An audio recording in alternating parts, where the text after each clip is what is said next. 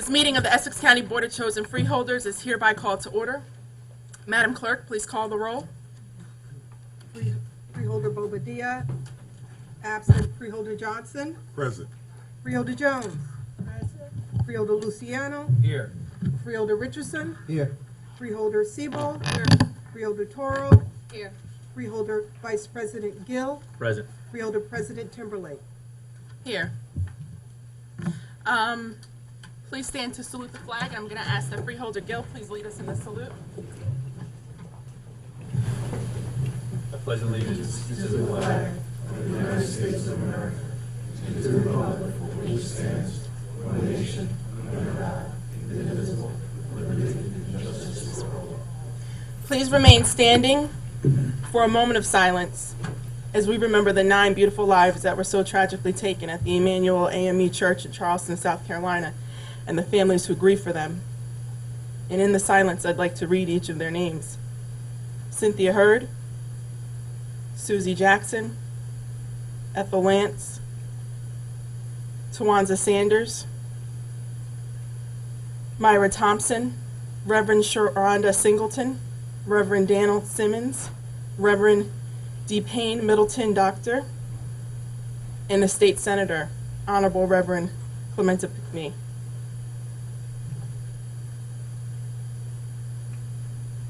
Thank you.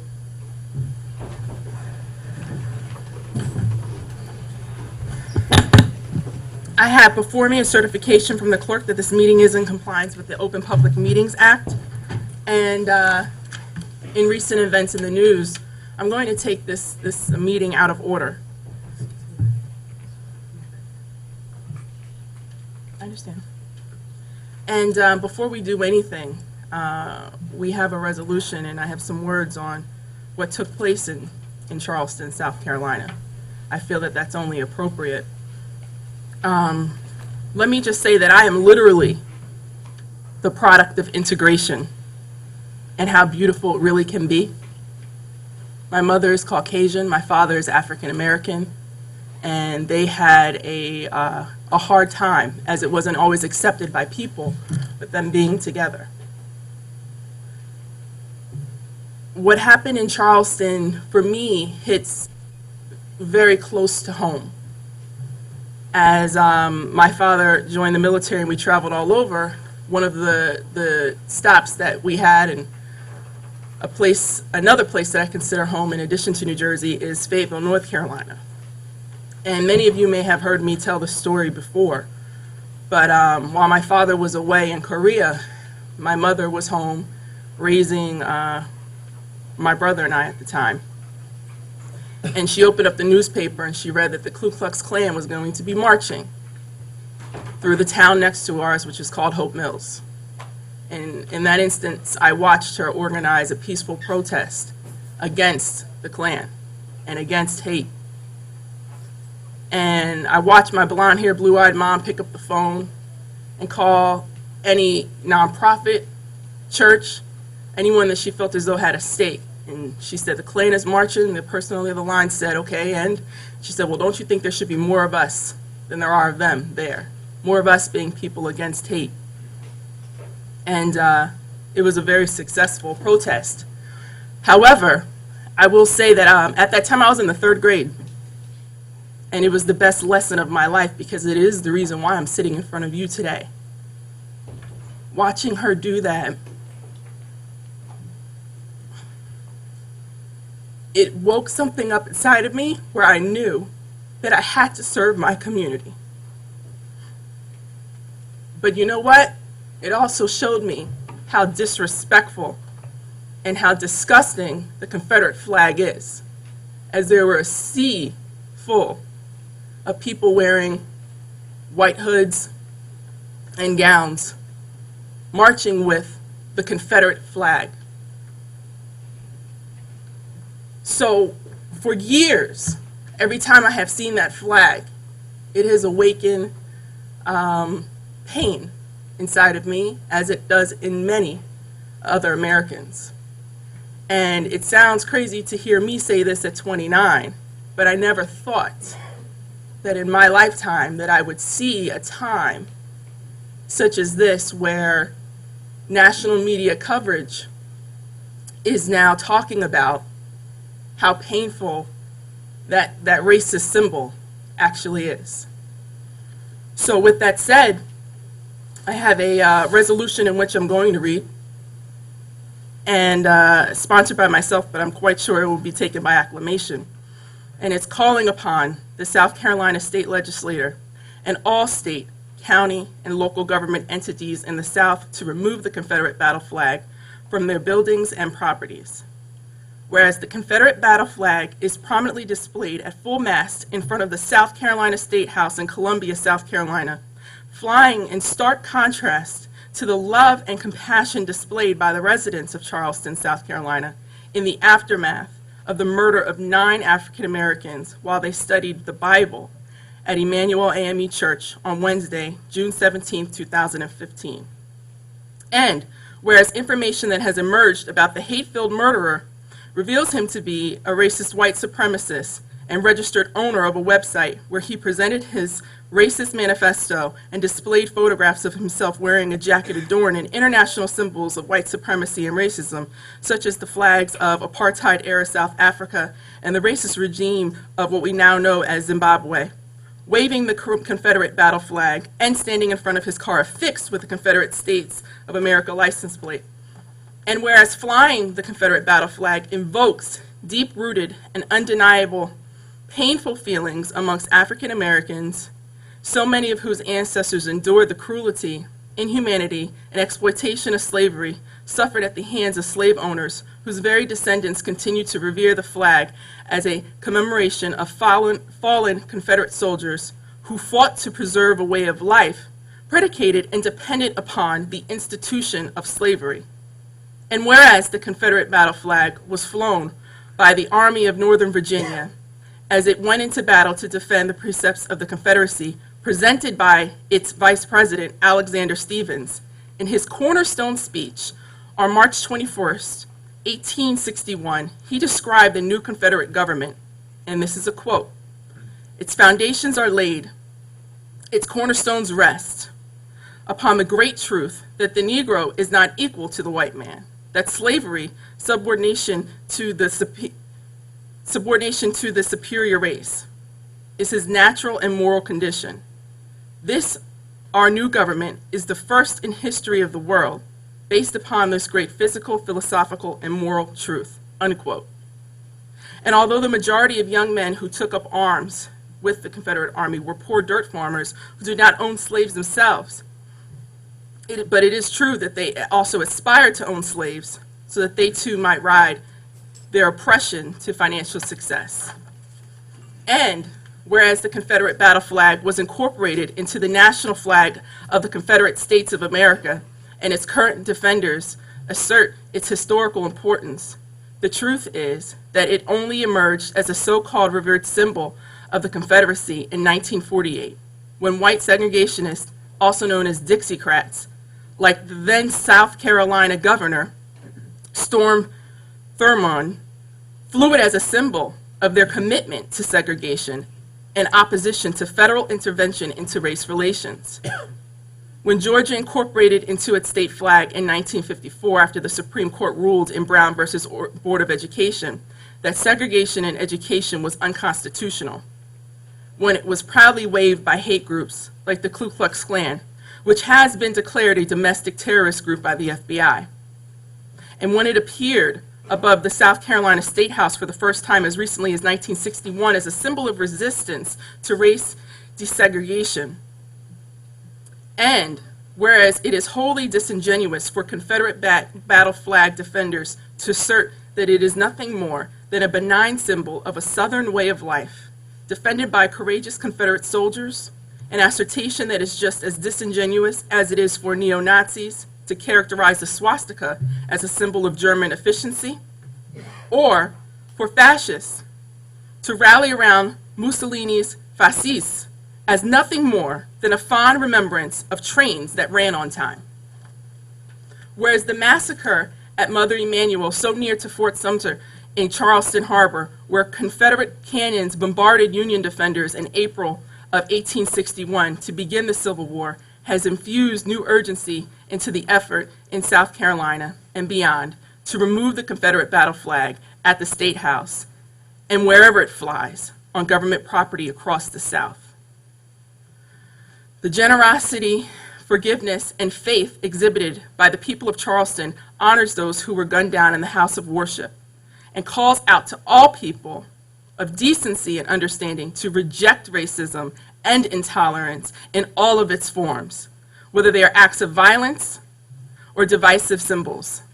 Whereas the Essex County Board of Chosen Freeholders applauds South Carolina Governor Nikki Haley for her recent call to remove the Confederate battle flag from the grounds of the State House, and especially leaders of the African American community and all people committed to racial equality who have advocated doing the same for many decades, and who acknowledge its symbol of a racist past that has no place in our nation's future.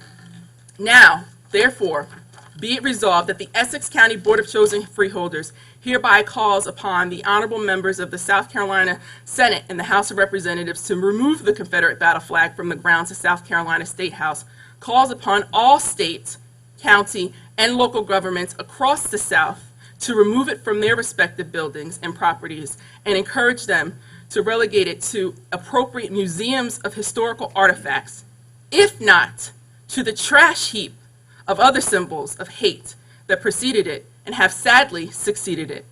And be it further resolved that a copy of this resolution forwarded to Governor Nikki Haley, the President of South Carolina Senate, the Speaker of South Carolina House of Representatives, President Barack Obama, Governor Chris Christie, and the clerks of the boards of chosen freeholders in the state of New Jersey.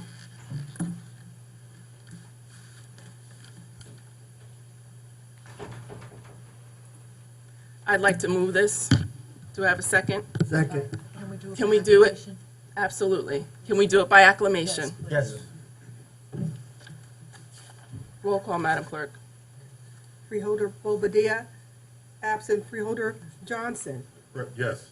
Freeholder Jones. Yes. Freeholder Luciano. Yes. Freeholder Richardson. Yes. Freeholder Siebel. Yes. Freeholder Toro. Yes.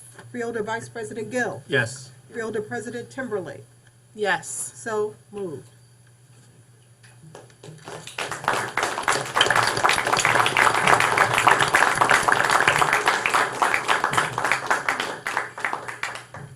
Thank you. I know it makes people uncomfortable when you talk about race relations, but I've always attacked it head on, always had to, and I believe that that's the only way that we'll be able to move forward together collectively as a country is when we call a spade and talk about it and love one another and realize that we all bleed red. Now we're going to continue on with our meeting. I would like to turn the mic over to Freeholder Cynthia Toro to speak. Cynthia Toro is the freeholder that represents Montclair. Freeholder Toro? Thank you, President Timberlake. Good evening. I'm freeholder Cynthia Toro, represent 5th District, which include 5 towns, Belleville, Bloomfield, Glen Ridge, Nutley, and the great township of Montclair. The Freeholder Board travels throughout the year to different municipalities so that we remain accessible to residents. And today I have the privilege as one of the newly elected freeholders to for the first time sit on a freeholder meeting as freeholder in this beautiful and welcoming chambers in Montclair. So thank you to Mayor Jackson and all the Montclair Council members for accommodating us and allowing us in utilizing this space. Montclair is a special gem in the great county of Essex where its diversity is evident in every street corner and its vibrant downtown has been recognized nationwide. It is an honor and a true privilege to represent Montclair on the Freeholder Board. Briefly, I'd like to take this opportunity to communicate to my constituents that the work that I've been focused on in the last 6 months since elected, because I believe that these are issues that are important to Montclairians as well. For one, I have been actively working with the administration in delivering and improving county social services, in which we had a committee meeting last week, and I will present it in the appropriate time for a committee board session, but overall, I can say that in the last 6 months, there has been huge improvement, and a lot of it has to do with the leadership of Director Paige Hawkins, Director Aníbal Ramos, and of course, our County Executive, Joseph DiVincenzo. Second, I've been working towards assuring that the County of Essex is environmentally friendly when it comes to collecting recyclable materials. And today we had a very productive meeting alongside with President Brittany Timberlake, where I wasn't able to be here during the presentation for Mr. Sustainability Hero. But the reason why I wasn't here is because I was actually at a recycling meeting, so that's what's ironic. Third, I am also working alongside with President Timberlake on having a nonprofit consortium that the county will sponsor and coordinate in late September at the Essex County College. So we will invite local nonprofits throughout the county and group them within their passion and interest and have an open forum so that they can communicate to us how the county can be helpful to them and in their success. Because if they're successful, then that means that they're providing services to families that need them, where the county, because of the strict government rules and regulations, may not be able to fill in those gaps. And lastly, my focus is also on job creation. Our Training and Employment Division Management Team is currently working on creating an online weekly bulletin for jobs that will post job openings and information on job fairs throughout the county as a resource for job seekers to submit applications. It's similar to the Union County Job Connection, and working myself at the One Stop for many years, I realized that this is a resource that it has been very instrumental to job seekers, and it's time for our very own Essex County residents to apply for jobs that are closer to home. So we can even possibly ask vendors to utilize the bulletin to post their job openings in the future. So that was the short version of the things that I'm working on. And again, I'd like to thank the mayor, the council, the Freeholder board, my colleagues. They have been so instrumental in all of these initiatives for the opportunity to communicate the work that we've been working on and to communicate to the people who went to the polls to elect me. And again, congratulations to Montclarian, Marcia Marley from the Blue Wave Organization, and to Gray Russell for the Sustainability Hero. Thank you. Thank you. Freeholder Toro has certainly been serving Montclair as well as her entire district very well. I can tell you firsthand that she is a hard worker, and there's not too many days that go by that I don't hear from her regarding an initiative for the people. And in fact, with that said, I also want to move resolution number 44 up. Since we are in Montclair, this is a resolution that was sponsored by myself, as well as Freeholder Patricia Siebel, Freeholder Cynthia Toro, and Freeholder Rolando Bobadilla. And Madam Clerk, can you please read?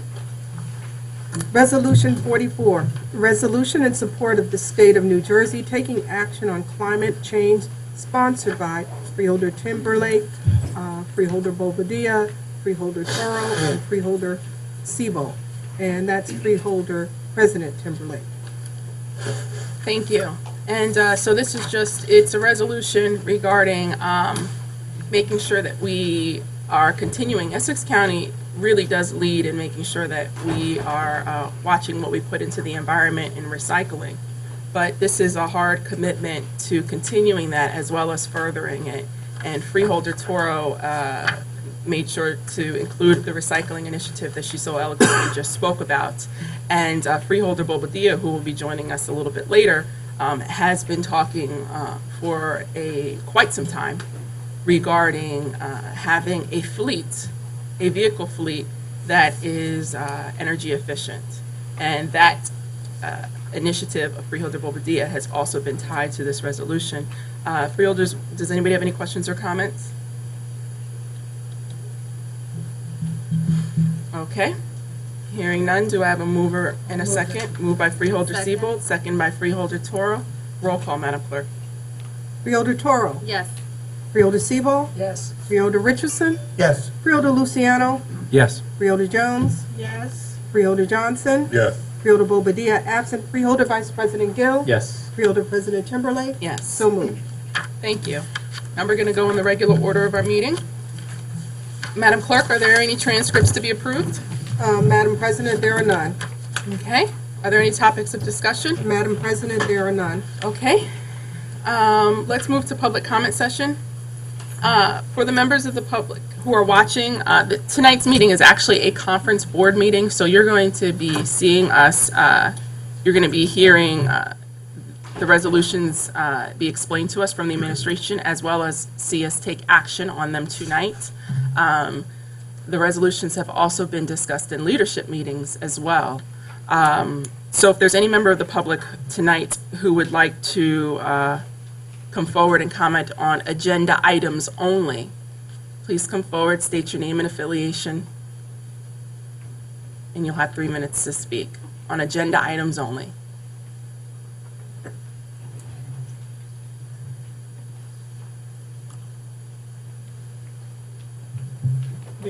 Good evening. Please state your name and affiliation. My name is Frank Fusaro. I'm the president of Fuscon Enterprises. We are general contractors who perform work here in Essex County.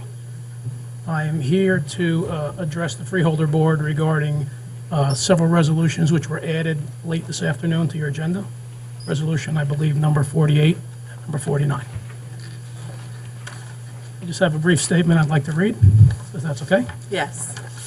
As I stated, my name is Frank Fusaro. I'm the president of Fuscon Enterprises, the only contractor to bid the giraffe exhibit project at the Turtleback Zoo 3 times. As you may or may not know, we filed an official protest with your county council, Mr. James Paganelli, earlier today, and also sent copies of the protest to your freeholder counsel, Mr. Michael Arlovecchio, and your special counsel, Mr. Mark Flater of Connell Foley. I have copies of the letter that was sent, if anyone cares to see. Yeah, you can hand them right to Gary. He'll hand them out. How many Thank you. copies would you like? I certainly need one, I haven't seen I it. have 10. I'll stop your clock while you're handing it to Gary. Okay. All right, I go. only brought 10, so I apologize. Thought there were only 8 freehold board members. This governing body is allowing the county executive to award a project to a hand-picked contractor for approximately $1.2 million above your project budget, even though the county received an initial low bid, which was approximately $600,000 below the project budget. This is truly a shame, a travesty, and a gross misuse of public funds, let alone the loss of public trust. Not even the Essex County Director of Purchasing was made aware of our revised price for the project, which we were forced to verbally submit to your special counsel over the phone within a 30-minute time frame. In fact, Purchasing Director has recused himself from the dealings that took place with this bid negotiation. To this day, we were never informed of any pricing which was supposedly submitted by the hand-picked contractor. Even up until 12 noon today, the award information and award amount was not on this board's agenda or website, and the information was never made public. There are too many public contract bidding laws to list that were ignored during this process. I respectfully ask this governing body to not award this contract tonight and to allow the courts to make a ruling which will be in the best public interest of the citizens and taxpayers of Essex County. Thank you. Thank you very much. Thank you for your time and for your courage to come forward to the microphone.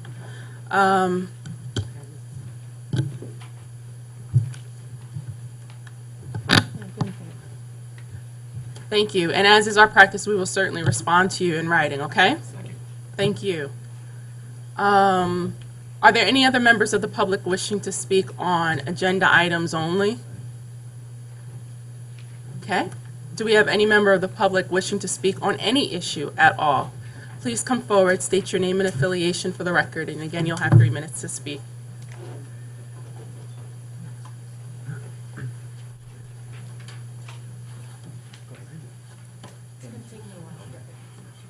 Good evening, Freeholders. My name is Rob Wilton, and I'm with Jersey Central Power and Light.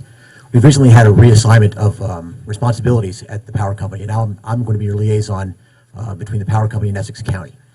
So any issue you have with regard to the power company and JCP&L in particular, and your folks here in Essex County, I'm your guy. JCP&L serves 3 communities in Essex County. We have Livingston, Milburn, and Maplewood. So that's our little territory that we have in Essex County. Not a whole lot, but of course every customer is important. I've only been with the power company for about 8 months. Prior to that, I was a mayor and councilman in my own hometown in Hampton Borough.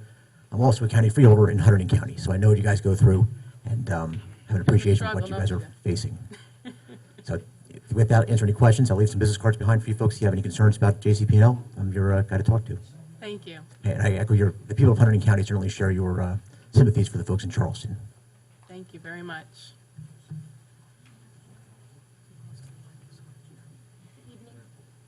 Good evening. I want to say thank you. I think it's very important what you said, talking to us. You can pull the mic down. Yeah. There you go. I State your- really appreciate it, and Thank you. you should never be afraid to, you should never be afraid to say it. Thank you. Okay. My name is Jean Barker. I am a resident of Montclair, New Jersey.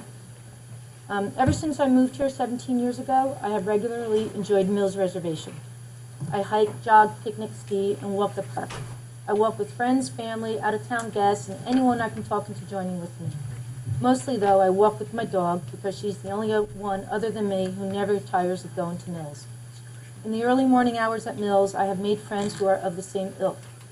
The people that I meet at Mills love and appreciate the beauty and the serenity of this magical place.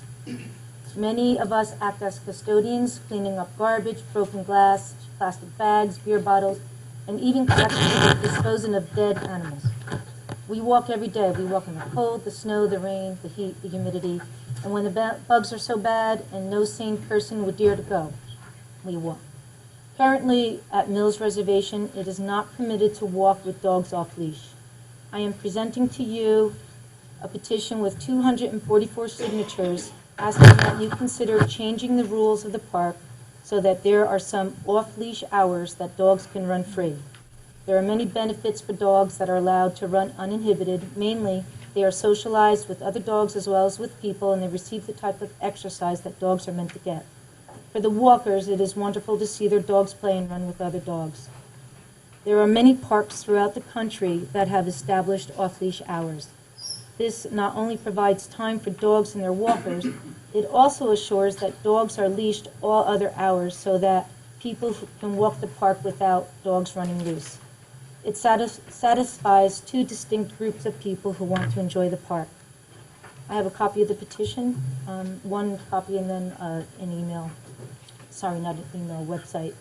And also, I'd like to let you know we have a Facebook website called Friends of Mills, if anybody would like to go. So please consider making off-leash hours.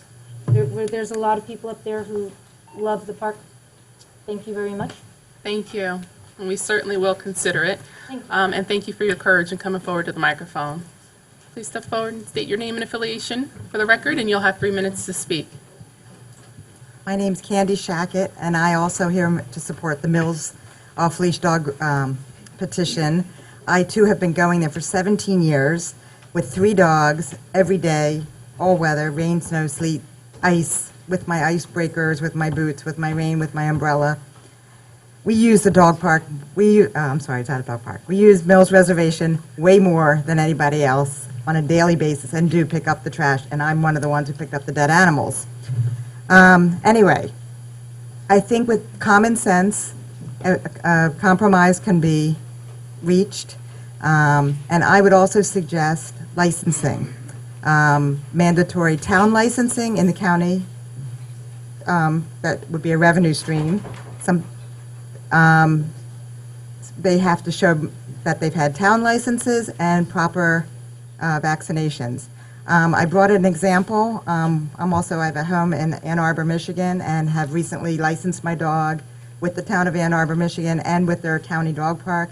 It's not quite the same, but it ensures safety for that the dogs are licensed and healthy and has some accountability. And that way the sheriffs don't have to just be up there, ticketing everybody who aren't causing trouble. They have better things to do in our county. Like when my wallet was stolen out of the parking lot. That's a better use of their time, not just standing there and bothering us who aren't bothering anybody. So I know that occasionally there's been issues with runners or this or that, but we all use common sense. We put our dogs on leash if we see families or school groups, and I just wish that a dose of common sense and people's education about the issue can prevail. And I have a copy of this, but only one to submit. Sure. Thank you. And Gary will come by to get that. Thank you so much for your courage and coming forward to the microphone. And thank you for the Charleston thing. My son went to college there, and it feels like a second home after 5 years of visiting for the last 5 years, and it was an awful, awful, awful thing. Yes. Thank you. Thank you. Hi, good evening. My name's Karen Blumenfeld. I'm a resident of Summit, New Jersey, but I grew up in Milburn. My dad taught at Milburn High for over 40 years, and I have a very close nexus and very fond memories of and continue to use the facilities in the county. I came by in February 25th to talk to you about making the county park smoke-free, and I'm happy to report since then, now there's 14 towns in Essex County that have 100% smoke-free parks. But I came today because, unfortunately, I didn't get a response yet about what's transpiring with regards to the county parks. And I'm sure that everyone's been pretty busy. It was a very hectic winter with the weather and everything that happened. I understand that. But I'm hoping today that you'll be able to perhaps discuss it or get back to us at a future time and perhaps in a formal request for this, because we do have these free signs that are available to the county. Unfortunately, only Turtleback Zoo is the only park that is 100% smoke-free, and thank you for sharing what the signs are. I think we gave you a sign last time, actually. So I have a copy of our letter with updated information in it, and it's really for educational purposes. Clearly, everyone knows that smoking is the #1 cause of preventable death, and that a recent report came out that with the American Medical Association supporting increasing even the age of sale of tobacco. We have over 282 communities in New Jersey that have banned smoking in their parks. Passaic County has done this. Union County has done 100%. So I'm not sure what the delay is with regards to Essex County. Newark has done this. 14 towns. So I'm hoping that you'll be able to consider this. And we're here as a technical assistance resource for you. We gave model ordinances to you in the past. 4-H students collected 4.5 pounds of tobacco waste in 45 minutes at Riverbank Park, and we provided those statistics to you previously. So I'm going to give you a letter, and also there's free quit line information that help people quit smoking. So many people are trying to quit, and the state doesn't have much to advertise that there's a free quit line. So whenever we have the opportunity to share that with you, and we have more information of that on our webpage too. So for those people that do try to quit, we're here to help them as well. Thank you very much. Thank you. And thank you again for coming forward, for your courage to get on the microphone and stand for what you believe in. We will respond in writing, and also we will make sure that we set up a meeting to discuss it further. Thank you so much. Same thing for the dog park. Are there any other members of the public wishing to come forward? Please come forward, state your name and affiliation for the record. You'll have 3 minutes to speak. Hello, I'm Catherine Vernon. I'm an intern also at GASP. I'm also a third-year law student at Rutgers University School of Law.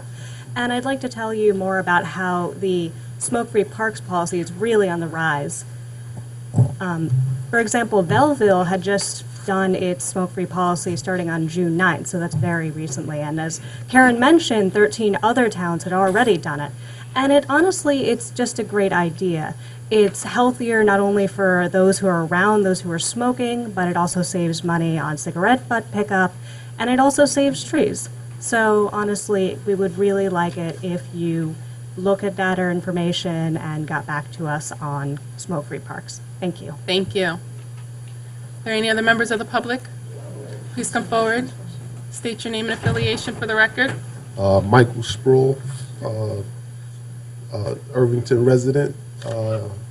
also newly appointed to the Irvington Environmental Committee.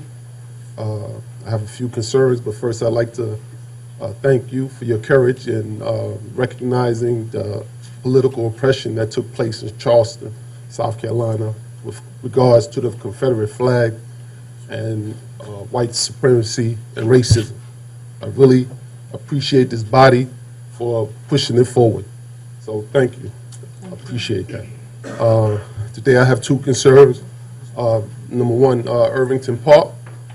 A lot of the people who exercise in the park use the children's playground, do pull-ups and all different kinds of activities. When I go to Weehawken Park, if I said that correctly, they have workout stations, so forth and so on, and it's in much better condition than Irvington Park. So I will be working towards bringing signatures to you guys to back my position on improving that park. Number two, I would have never thought I would be involved into the environment. So when you bring up climate change and how the climate and the poor air quality and the poor water quality that run behind my property affects me and the members of my family, I had no choice. I was pushed forward into a position on the environment. Number one, I have a bridge that crosses over what they call the AKA the brook, but it's an infrastructure that's very vital to the health and welfare of the people of the township of Irvington, but it has been neglected.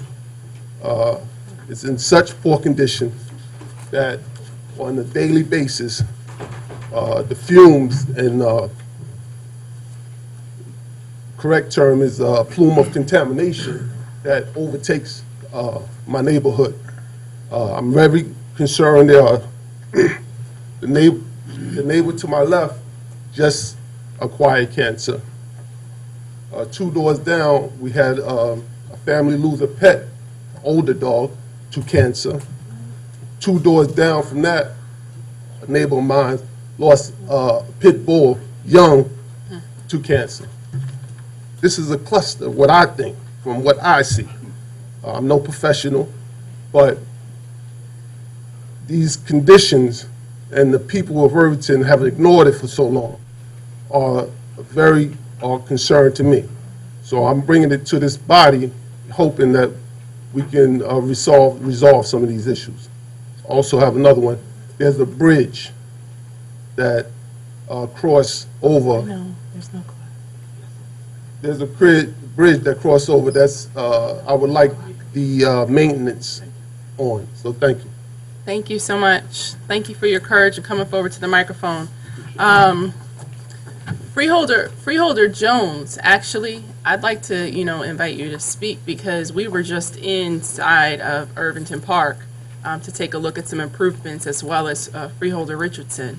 I don't know if you all would have any comments. We will respond in writing and also set up, something to discuss it, but I didn't know if maybe Freeholder Jones? Michael, I know Michael. He's always Michael is an Irvington resident, and he always had concerns about the condition and that Elizabeth River that runs through the township. Freeholder Jones, can you pull the microphone to you? I can't pull any farther. He has legitimate concerns, and I want, because it's going to be a long meeting, Michael, I'll talk to you afterwards, but I have been speaking in terms of the neglect of Irvington, and especially the parks. And there are other concerns that the community are concerned about, like no smoking in the park, and many things. So let's just get a list together. When I come back to the county administrator, I'll present it to him, and he is so efficient. Yes. He will follow through and make sure these things happen. So thank you, Madam President. Absolutely. Freeholder Richardson? I just want to echo what Freeholder Jones has said. We've been working tirelessly, collectively, to address any and all issues around the parks and the quality of life, environmental issues, and you're 100% right. The administrator is very efficient. So we'll definitely get a list from you. We'll sit down, have a conversation, talk about your concerns and your issues, and we'll bring it to the county administrator and start to drill down and figure out how we can fix those things. Absolutely. Freeholder Vice President Gilder, I see your hand. Yes, thank you, Madam President. Just wanted to just take one thing out of order, just in terms of a response to something we just heard from tonight. Absolutely. Just two quick things. To Ms. Barker, good to see you, and thank you for being here on this issue. Please know that my hope through you, Madam President, is that we can. We had an initial response, but we're gonna go from there. So, through you, Madam President, I'm hoping that we can have a meeting with the appropriate folks from the administration regarding off-leash hours and Mills Reservation, because clearly the community has spoken, and we should respond. In terms of smoke-free parks, I'll speak for myself. I support it. I'm on board with it, and my hope is that we do it. So, when that time comes. So, to the organizers of that coalition, I will be with you in supporting you to hopefully achieve that goal. Thank you, Madam President. Freeholder Richardson. Through you, Madam President, I also want to echo what Freeholder Gill just said. And I happen to know that there are some conversations being had about the viability of smoke-free parks in the county. So there are some discussions being had. So your concerns have not gone unnoticed.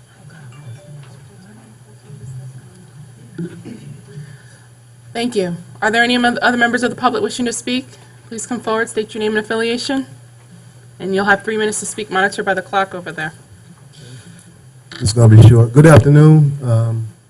My name is Terry Miles, Vice President of Promoting Progress for Youth, and we have a partnership with the county for the Wasesson Park Conservancy. I'd just like to thank the board members for voting us in, first of all.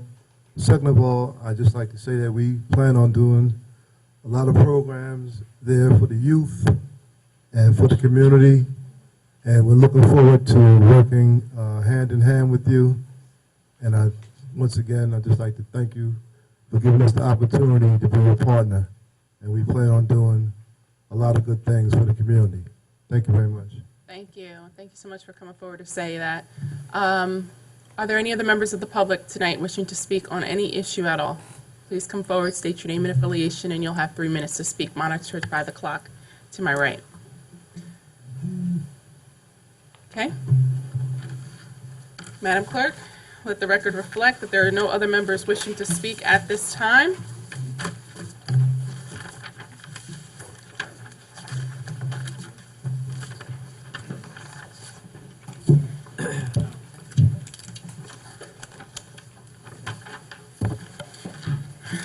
Do we have any ordinances or resolutions for introduction and first reading? Madam Clerk, we have 2.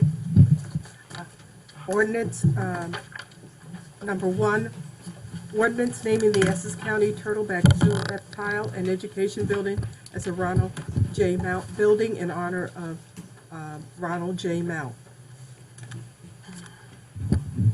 Okay. Thank you. Mr. Law, can you please explain the ordinance? Yes, Madam President. This ordinance addresses the tribute or paying honor to the late Ronald Mount. Mr. Mount first became involved up at Turtleback Zoo when he was a major contributor to the Bears backyard exhibit at the zoo.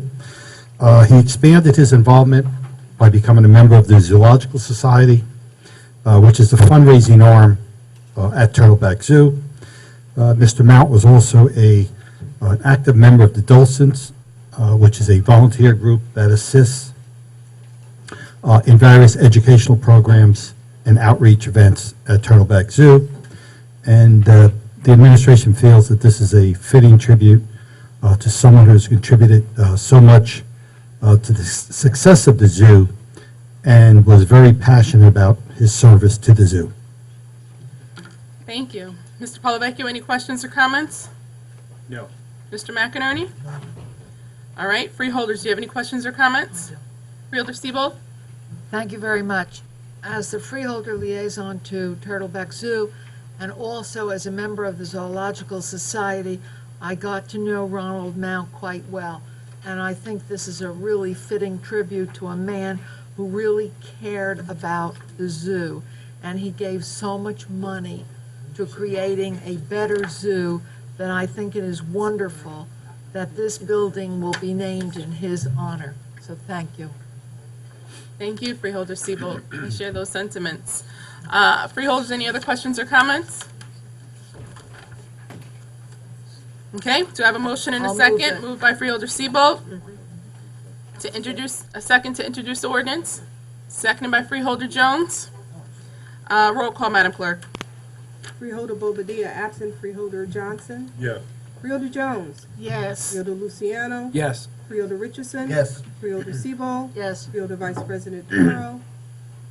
Yes. Freeholder Toro. I'm sorry, I was promoting Freeholder Toro, Freeholder Vice President Gill. Yes. Freeholder President Timberlake. Yes. So moved. Okay.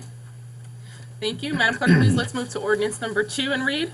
Ordinance number 2, bond ordinance supplementing bond ordinance O-10-0014 and O-15-0001, and providing for certain costs in connection with the construction of the new Essex County Vocational School and the acquisition of real property upon which it will be located in and by the County of Essex, New Jersey, appropriating $108 million, therefore, and authorizing the issuance of $108 million bonds or notes of the county for financing such appropriation.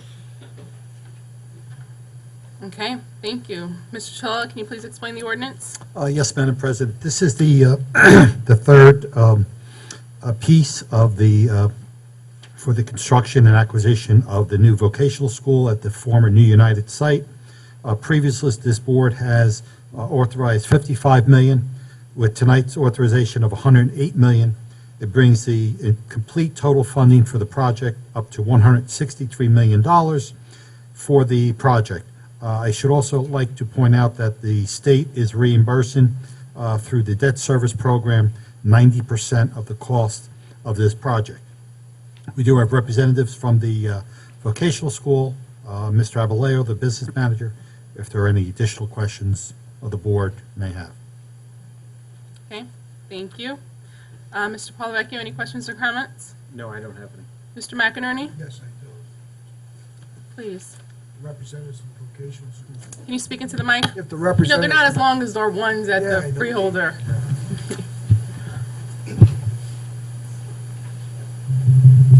Oh. Shit. Anthony, how are you? All right. Why don't you give us some ideas where we're at now in terms of when the design phase, where we're at with that. We've done funding already because we've already authorized $54 million in bonds. But just give us a sense where we're at with everything at this time.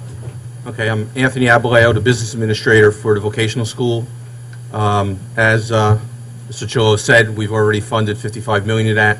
That has allowed us to purchase the property, bring a demolition company on board. Some of the freeholders today were actually there when we actually started taking down the first piece of property, the parking deck. We are right now in the design phase.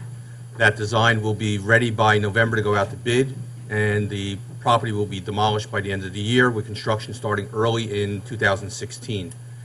We expect to occupy the school and have it turned over to us in the spring of 2018, with full classes beginning in September of 18.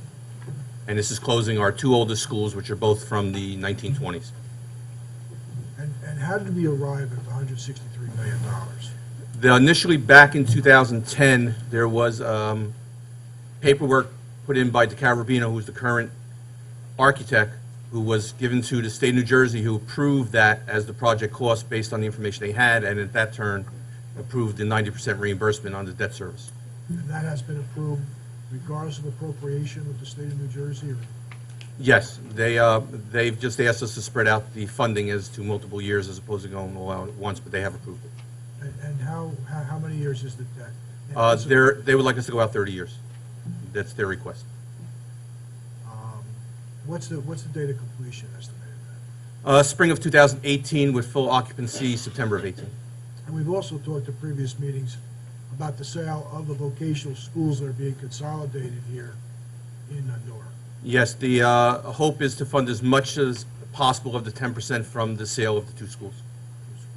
And they have yet to be put up for sale at this point. It's too early to go out at this point, especially with the market hopefully better in 2 years. Thank you very much. You're welcome. Thank you. Very good questions, Mr. McInerney. Freeholders, any questions or comments? Freeholder Vice President Gill? There's a question, Madam President, for Frank. I mean, you asked about the length of the debt service. Do you have an opinion on that, that issue? No, I don't. I mean, it's clearly something that is of substantial cost, and the longer the length, obviously, the lower the debt service every year. I mean, this facility will be there. It's no different than, say, the 30-year mortgage that one might have on their personal residence. I just, you know, the whole idea of consolidating these schools is also going to add to some other cost efficiencies as well. So, given the fact that we're only responsible for 10% of it, I'm not real concerned about the term. But in other cases, yes, we haven't seen terms of 30 years, you know, in past deals. This is a much longer term. So I understand your question, but again, I don't have any concerns with it. Freeholder Seabold? Thanks. I'm very pleased that the state's going to pay 90% of this. But let me ask you this. Can the state at some point change its mind?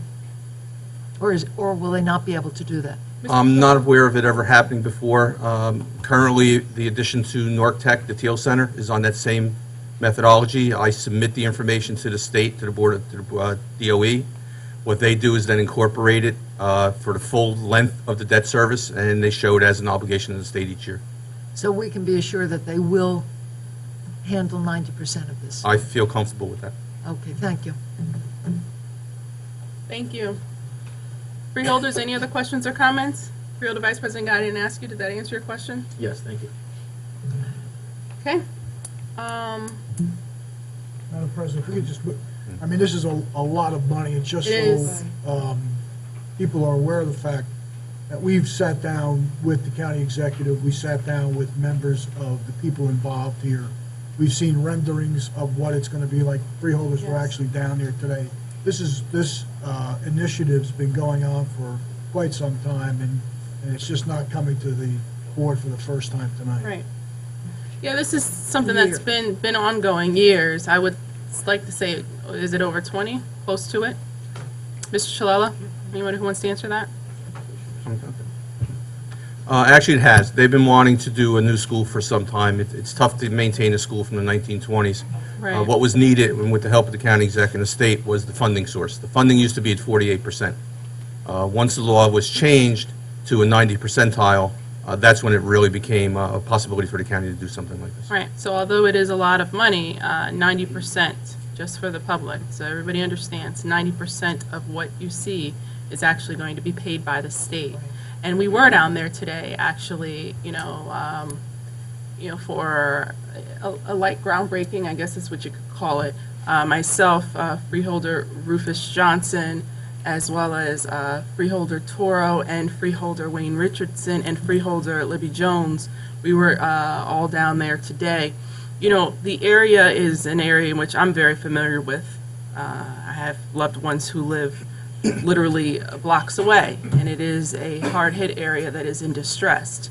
And I do believe that this vocational school is something that will be good for the community, as our county executive, straight from his mouth, said today, that they will be employing people from within that neighborhood, which is something that is certainly needed. Freeholders, any other questions or comments? Madam President.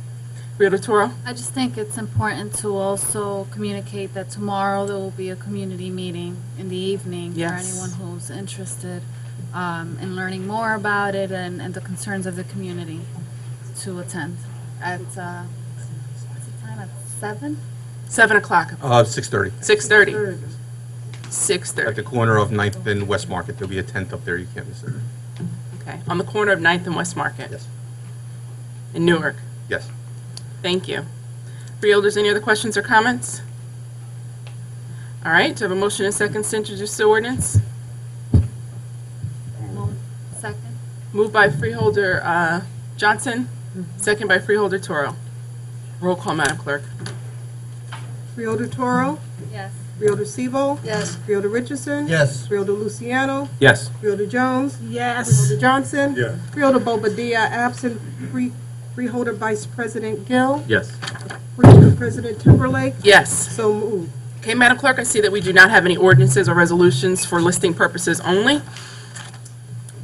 Do we have any ordinances on second reading and public hearing?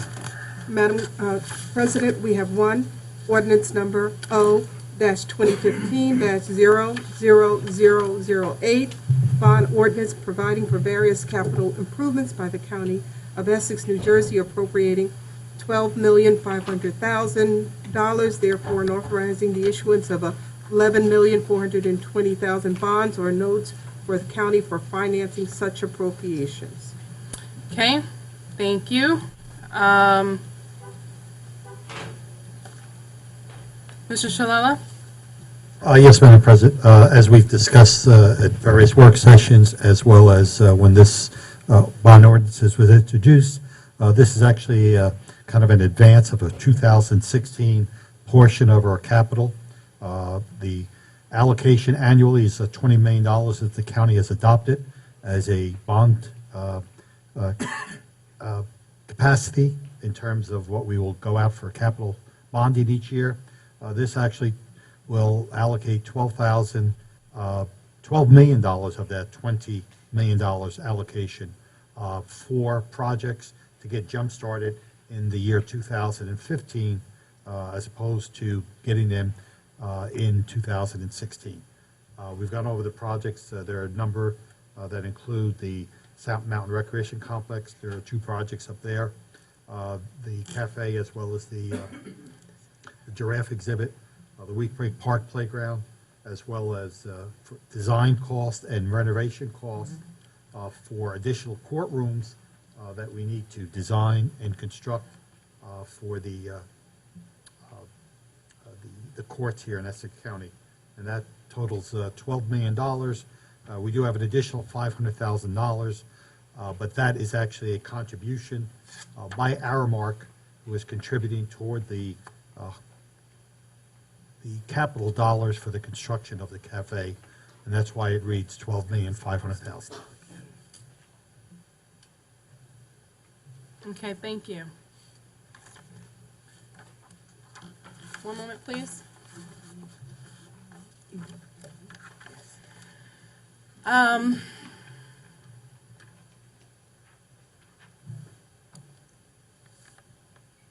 right, I hereby declare the public hearing on ordinance O 2015-00008 open. If there's any member of the public who would like to comment for or against this ordinance, please come to the microphone, state your name and affiliation, and again, you'll have 3 minutes to speak.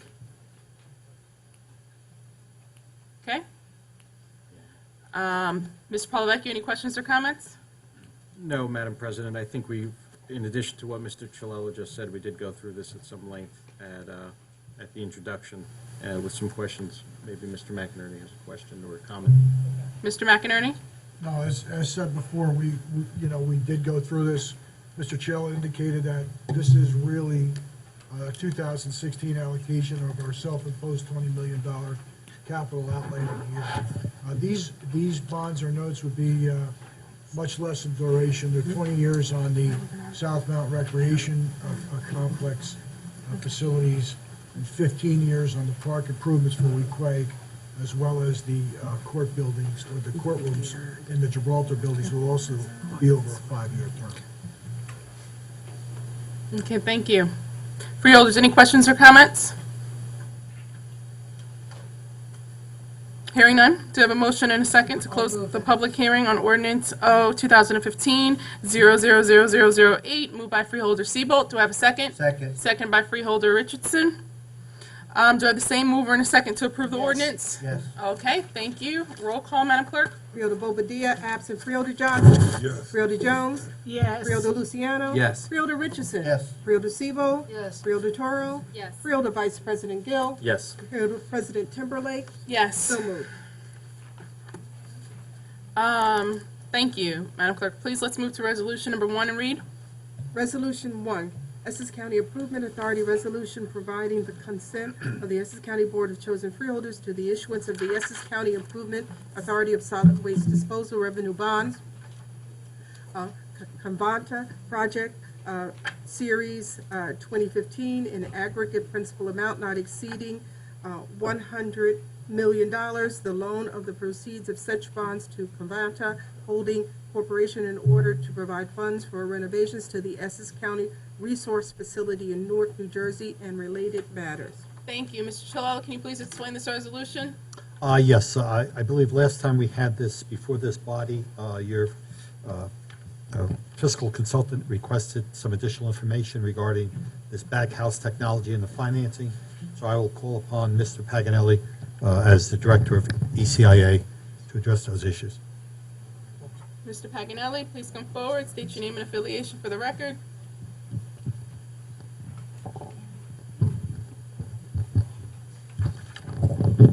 Madam President, James Paganelli, Executive Director of the Essex County Improvement Authority. Mr. Chillo is correct.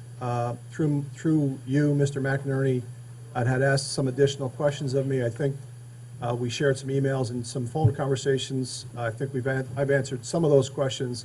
But tonight, we brought Jeff Kramer from Dakotas as bond counsel, Noreen White from Acacia, who is our financial advisor, as well as Jim Riley from Covanta itself to answer any additional questions that Mr. McInerney may have. So I'll bring them forward, and then through you, Madam President, whoever you wish to question, we'll bring to the podium.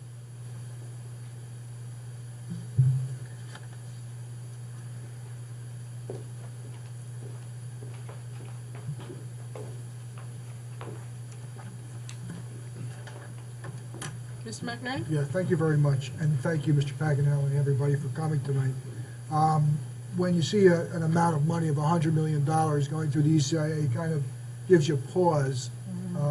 It's something that you need to understand that the county, ECIA has served in the past as a conduit for financing, not only for the county of Essex, but for other for-profit entities. But nonetheless, we certainly wanted to make sure that the ECIA, along with the County of Essex, is not responsible for these bonds. These are revenue bonds. And I would ask that whomever is best qualified to just give us an overview of the type of transaction this is. These are tax-exempt bonds, and some of the assurances that, and I guess it's bond counsel, that we need to know that the County of Essex is not in any way, along with the ECIA, responsible for any of these bonds and the repayment for those bonds. Good evening. My name is Jeff Kramer. I'm a partner at Dakotas, Fitzpatrick and Cole, who is bond counsel to the Improvement Authority on this transaction. And briefly, as Mr. McInerney explained, this would be a conduit bond issue by the Essex County Improvement Authority. It will issue the bonds and loan the bond proceeds to Covanta. As we explained in the resolution, in one of the recitals, neither the credit nor any obligations of the Improvement Authority or county are at risk in this transaction. It's a pure conduit transaction. The authority would issue $90 million worth of bonds. Under the underwriting structure, they will go to qualified institutional buyers, very sophisticated investors in minimum denominations of $100,000. So the buyers fully understand the structure of the deal. These deals are done routinely across the country. I believe Covanta has done this deal with several of its facilities throughout the country. So I can confirm that the authority nor the county are responsible for debt service on these bonds. And I think the fact that you say that these are in increments of $100,000 actually leads me to believe that these are sophisticated investors that truly understand the risks involved with a revenue bond. Yeah, that's crystal clear in the offering document, the preliminary limited offering memorandum. It specifically explains that it's limited to qualified institutional buyers. These are among the largest funds and most sophisticated investors. They fully understand the rules here. And it also, delineates the risks involved step by step. There's a number of risks dealing with the potential cash flow issues that the company might have, and so the bondholder is very much aware of what those risks are. That's right. The preliminary limited offering memorandum, which is prepared, basically as a group effort, principally by Underwriters Council, describes the risks to the investors involved in this transaction, and they have opportunities to do due diligence themselves. I just want to read something here, and it's only, again, you're the expert, I'm certainly not when it comes to this, but when I read the bond offering statement on page 12, it does have something called limited obligations, and I'd like you to explain this. It says the bonds are special and limited obligations of the authority payable solely from the pledge of revenues available therefore, under the indenture. It goes on to say that the bonds are neither a debt nor a liability of the state of New Jersey, the county of Essex, or any political subdivision thereof, except the authority, but solely to the extent of the pledges of revenues under the indenture. So what is the limited, what do you mean by limited obligation of the authority? If there's no obligation, I'm trying to reconcile those things. Sure. The principal documents involved in the financing are, of course, the bonds that get issued to the bondholders, the indenture, it's a trust indenture pursuant to which the bonds are issued, and a loan agreement. The improvement authority will issue bonds to the investors, and they will get the cash and they will make a loan to Covanta Holding Corporation. What the authority does is assigns its rights, most of its rights, in the loan agreement to the trustee. And from there on out, Covanta pays the trustee who pays the bondholders. So the authority is nothing more than a conduit for the purpose of issuing the bonds for the benefit of Covanta. And the reason it's done is this. Under the Internal Revenue Code, interest on bonds can be tax exempt for certain purposes, including solid waste disposal facilities. The requirements of the Internal Revenue Code are that you have to have a governmental issuer of the bonds. Covanta, it's not a governmental entity. It cannot go out and issue tax-exempt bonds itself. So that's why we find a governmental entity to act as conduit issuer. They will issue the bonds as a conduit, loan the proceeds to Covanta, turn everything over to the trustee, and basically step out of the way. If Covanta doesn't pay, that's between the trustee, Covanta, and the bondholder for the most part.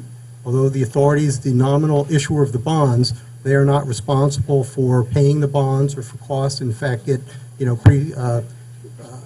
pretty substantial indemnities from Covanta for any costs and expenses that they have to occur in this process going down the road. So this terminology here, limited obligation, does not in any way can be interpreted to be there's any obligation of the county with regard to any exposure that it has with these bonds. Yeah, that's right. It's standard language. Again, it's used routinely across the country. If you can, too, what is the proceeds going to be used for? There's apparently a public safety, a public safety issue here. I think it's important that. Before you answer, I'm sorry, Mr. McInerney, I have a question as well. So I just want to make sure. So in the event of default, the county is not on the hook? No, the county is actually not even a party to any of the transaction documents. It's really the authority, and the authority is not on the hook. That's correct. Got it.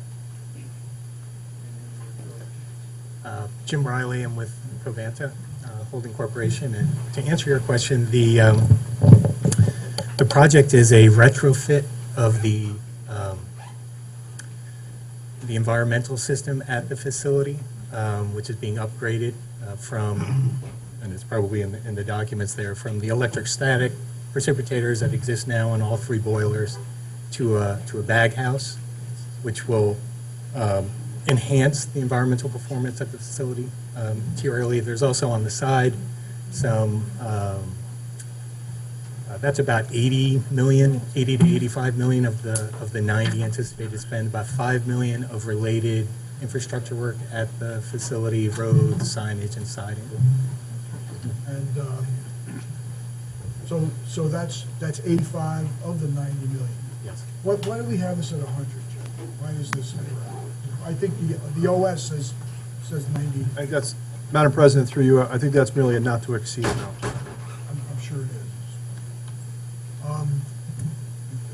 What, are these bonds limited to the revenues of the Essex County facility, or is it the revenues of Covanta as a international company?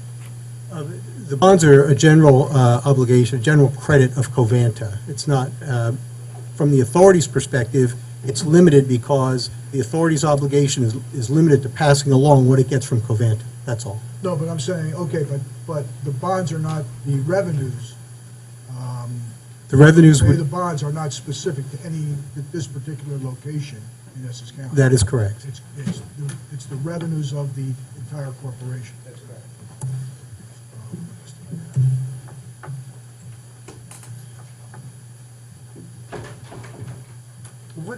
One last question. If the ECIA was ever to disband, what would take place here?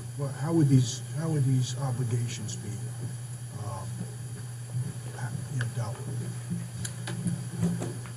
What does the bylaw say? Probably a very good question. I think I think under state law, a governmental entity can't disband unless its obligations are provided for.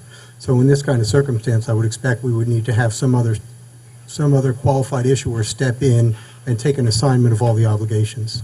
So this keeps the ECI really in perpetuity, at least for 30 years.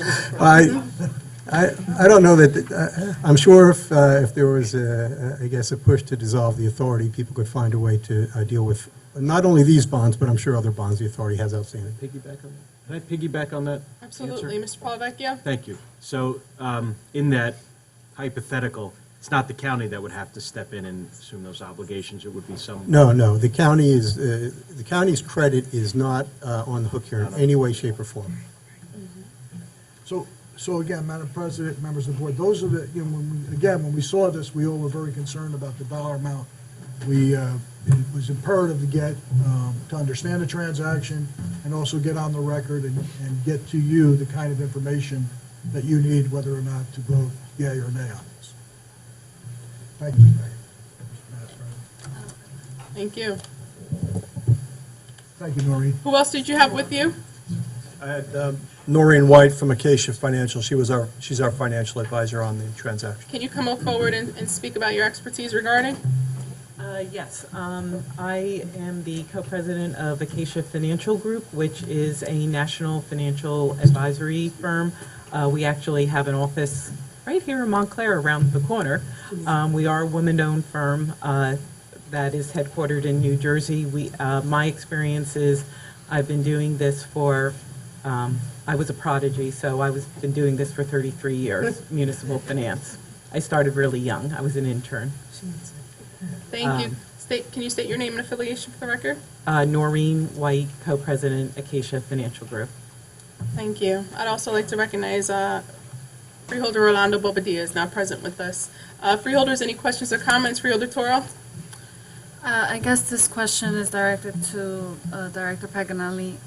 Because this is such a large bond issuance, how does that in any way, if so, limit issuing further bonds through the CIA? Madam President, through you, there's no limitation. Obviously, we need to get cap allocation from the state in future transactions, but this transaction itself doesn't pose any hindrance to us in the future. Thank you. Mr. McInerney? And one other issue, one other point here is that the ECIA has paid a fee for expediting this transaction. That's the incentive. We're part of the public safety issue and also the fee. Thank you for that, Mr. McInerney. Freeholders, any other questions? Freeholder Bobadilla? Just a quick question. What would be the alternative to not financing this, and what would be the impact? Madam President, if I just may, the alternative for Covanta or the alternative in not doing the project at all? Not doing the project at all. I'll bring Covanta up. You have an obligation. So this project, sorry, Jim Riley, Covanta.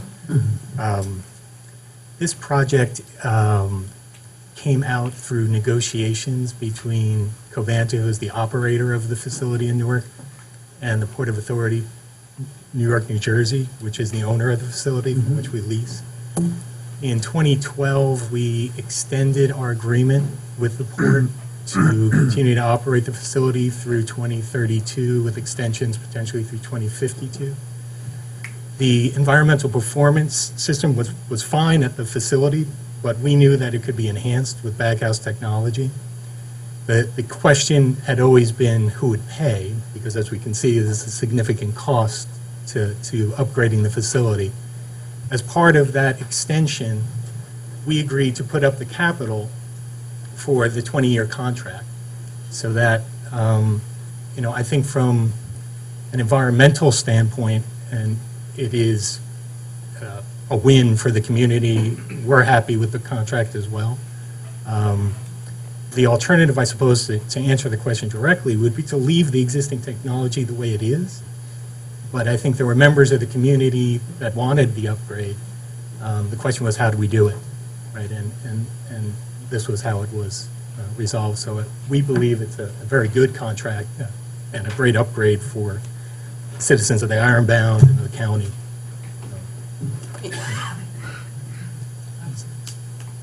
I thought I saw Freeholder Vice President's hand first, actually. I'm good, thank you. I didn't, okay. Yeah, thank you. Freeholder Patricia Siebold. Thank you. Without any lack of respect for two of you, I've known Noreen White for many, many years. She's done excellent work for the county in the past, and I'm very, very comfortable with what she is doing and what she has to say in terms of this project. She's done excellent work for the county in the past. Thank you. Freeholder Richardson.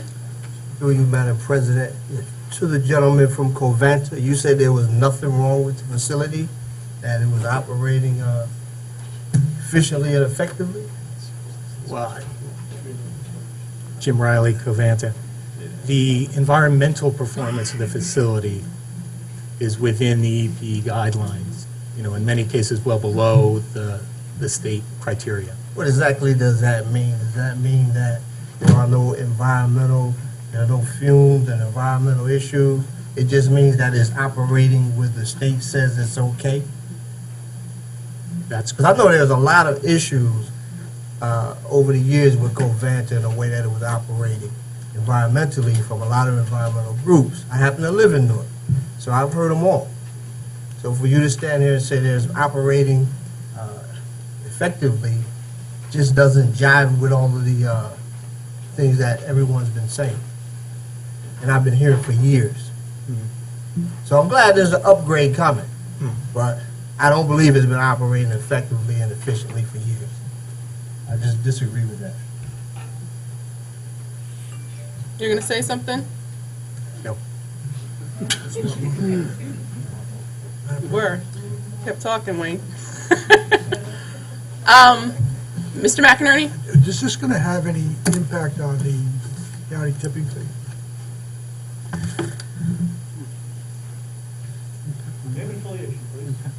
Jim Riley at Covanta. I would, quick answer is the assumption of this debt through the ECIA has no relevance at all with the county tipping fee. Can you repeat that? Repeat that again? The assumption of Covanta raising this debt through the ECIA on its corporate credit has no bearing on the tip fee, which is the contract between the Essex County Utilities Authority and Covanta, Essex, as the operator. But how do you generate your revenues to pay your debt service? Through tipping fees. Right. So it's not necessarily, this is being spread out among. We have 45 facilities across the country, as well as some overseas. We generate $1.7 billion in revenue. We have multiple bond transactions across the country similar to this, as well as taxable transactions directly to the corporate credit of the company. We're rated publicly. All this information is publicly available. I have your annual report, and I went through it. Yeah. And the investor community is comfortable with our credit. But I'm just saying, it's a logical question, since you get your revenues from the tipping fees and costs go up because you're spending $85 million, even though your debt's at a tax exempt rate, you're saying that you don't foresee any impact on the tipping fee? I would say that the agreement has been reworked with the Essex County Utilities Authority. That is a separate issue altogether from this. There's no direct link, is what I would answer. But when the agreement's over, the rate has to be negotiated. Of course, yeah. And it's always being, right. That's right, okay. All right. Well, Mr. McInerney, is that a sufficient answer to your question? Well, it's an answer, and it's basically saying that right now, I guess pursuant to the agreement we have, there is no impact on the tipping fee. Now, whether or not the revenues here specifically, the cost impacted on this, on these improvements impact these, our tipping fee as opposed to being spread out among all tipping fees and gets somewhat diluted. I mean, that's an operational issue for Covanta. I have no idea how to say that, how to measure that. But I would assume as costs go up in any business, revenues have to go up. So yes, I would think that when the next contract comes around, the issue might very well come up that the tipping fee has to be raised because of additional costs. I would assume in business, it's just logical. Fredo Bobadilla? Yep. How much does this facility bring in revenue annually? Jim Riley at Covanta. We, as far as I know, don't publicly disclose that information. I can say that it is a large facility, and in our public disclosure, you can see the listing of our facilities as well as the relative size of the facility. So this is a large facility, and size and revenue are correlated. So in that context, it's a big facility, but I would emphasize that we have 45 of them. So any one facility is not moving the needle materially in the context of Covanta as a consolidated company in credit. But some are some more meaningful than others, yes. And Covanta and Essex is a good sized facility, no question. Fredo Luciano? Thank you, Madam President. I wanted to ask through you, and being we have Covanta here, through you, Mr. Paganelli, would it be possible to request a freeholder tour of the facility at some point? As that's something, before I sat as a freeholder, I sat for 4 years on the Essex County Utilities Authority Board. And I never got around to coming down and checking it out, even though I was invited several times. But I think as freeholder, if that doesn't pose as any problem, I don't know if any other freeholders would like that, but I would.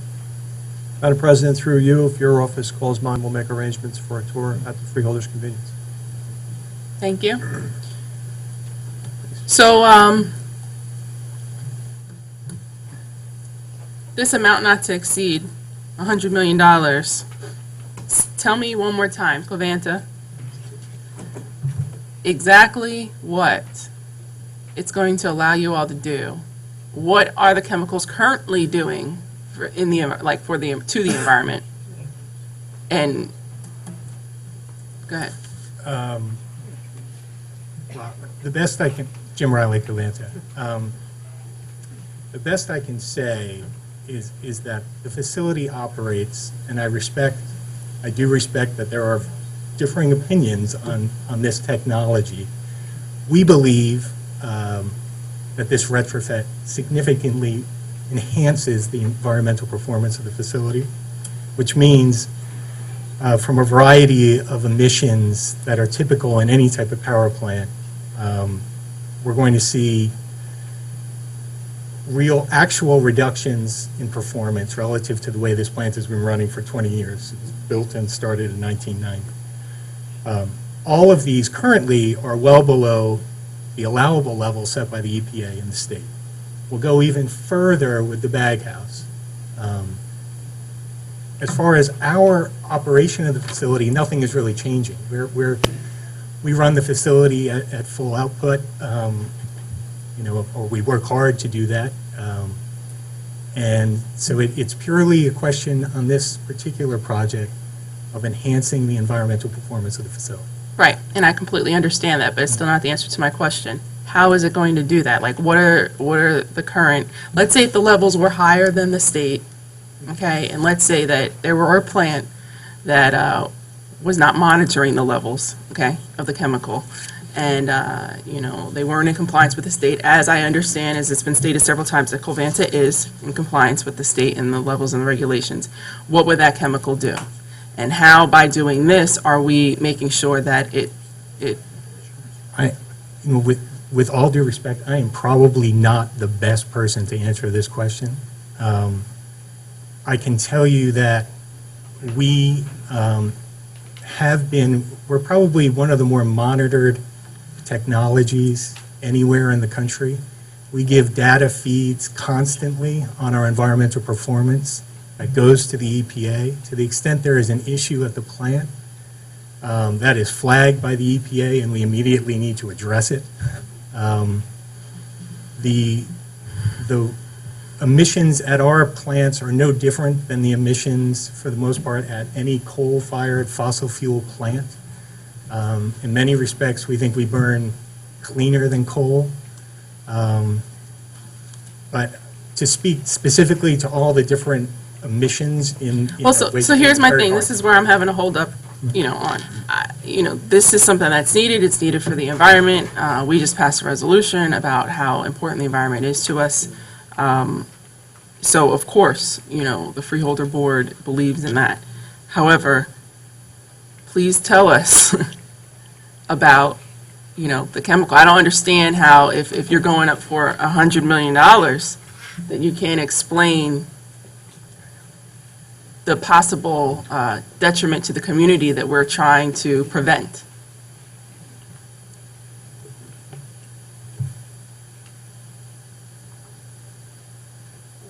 Well, with any technology on emissions at any plant, what we're trying to do is clean and scrub the gases that are inherent in combustion. So any of the technologies, whether it's the one we're replacing or a brand new one like the one we want to put in, are improving public health. And stop, because the alternative is the old school incinerator, which littered this area in New York City for years, which was burn it all and let everything go up into the air. Right? The Essex facility as it exists now is not that type of facility. It has very strong emissions control. We're making it even better. So the alternative is worse emissions than we're proposing. And the win, I would think, for the area is that this is a capital expenditure that a private corporation is willing to take on in connection with an extension of the contract.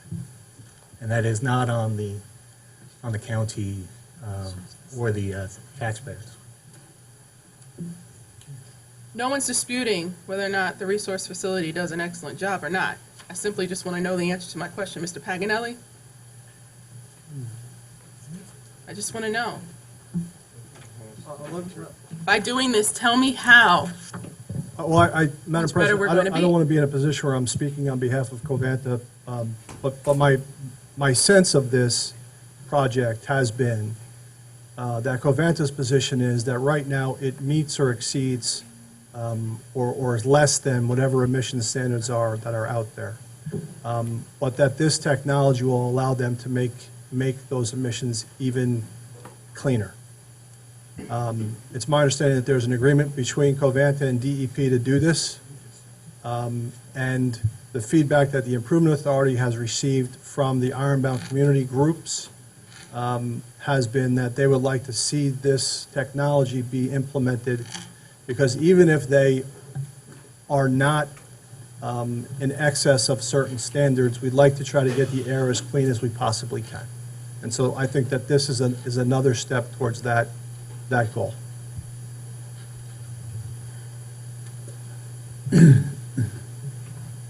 That's my answer. Freeholders, any other questions or comments? I just have one comment. Mr. McInerney? Did I hear you right, Mr. Attorney? Is there an extension of an agreement in addition to, that goes with this? Jim Riley, Covanta. This was an agreement, and I'm going to make reference, excuse me, because That's fine. I need to reference the materials now. So in September of 2012, there was, this project was announced, and it was announced in conjunction with our new arrangements with the Port of Authority, New York, New Jersey. They went into effect on January 1st, 2013. You know, our project has commenced last year, and so yes, you know, we leased the facility from the port. That was extended through 2032 with options to 2052, and it was in the context of that right, this project was born. That's fair. Thank you. Okay. Gives you the period of time to advertise your course. Freeholder Bobadilla? This is actually more of a comment than it is a question, but you know, Covanta is in business, obviously, to make a profit. It's not a nonprofit business, it's a for-profit business. And obviously, an investment of this magnitude, it can't be all in goodwill for the environment. We get that, you know, that's the unspoken words. But as long as our, you know, council and our financial guru here, as a legislator for the county, and my interest is for the county and for the constituents who live in my county, you know, the small amount of information I read on bag house technology does lead me to believe that, you know, not being an expert, it does lead me to believe that there are benefits for the environment and the residents who live anywhere near it. But I think we're all a little bit uncomfortable because, you know, it's not entirely an environmental. You know, we're not looking at this resolution because it's an environmental resolution. It is what it is. You're in business. It is a profit-making business. I feel comfortable based on the fact that our two experts here, legal and financial, are okay with this transaction. And that's where my position is. So I want to. Freeholder Toro? I also feel comfortable with this resolution, but being that we've had a lengthy conversation on it, I'm curious. How many plants does Covanta have? Jim Riley, Covanta, 45. And North this is the America. first time you, in one of your plants, that you're putting in this new technology, or have you done so in other plants? No, we've done so in other plants. I mean, every situation is a little different. There are different technologies at work depending on when a plant was built and what vendor was used. So in certain occasions, we've upgraded retrofit other facilities as well. Okay, thanks.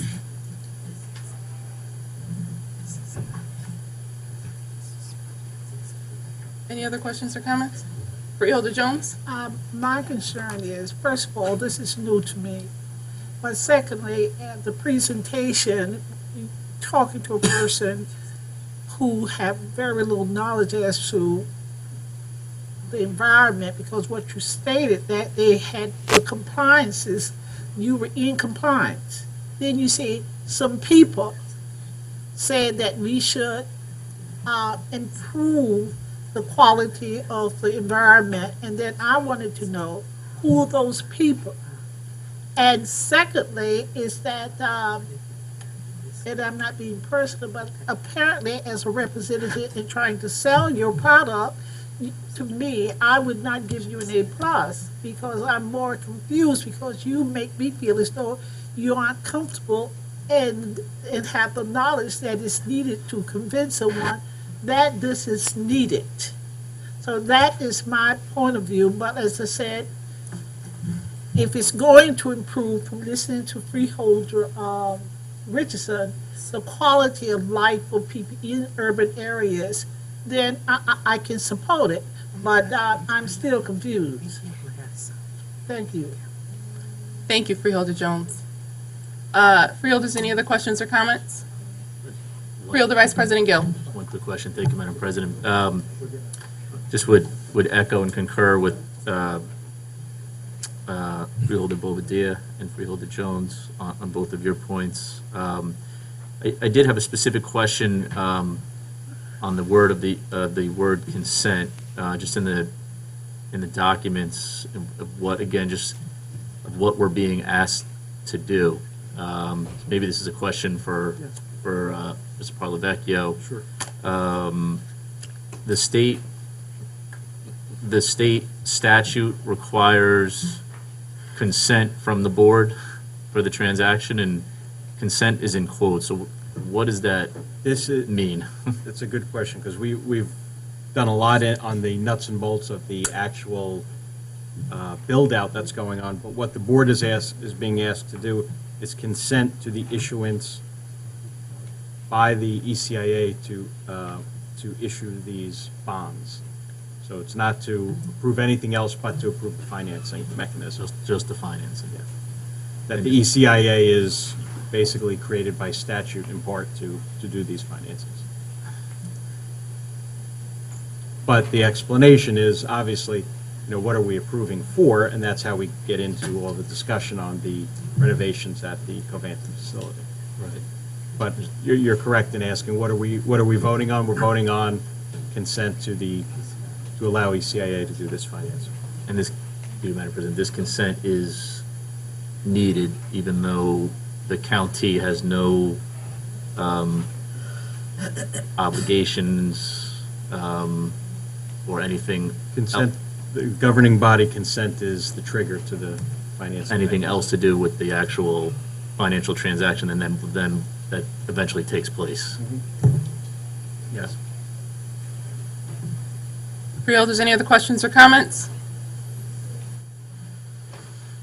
Do I have a mover and a second? I'll move it. Moved by Freeholder Seabolt, I'll second. seconded by Freeholder Bobadilla. Roll call, Madam Clerk.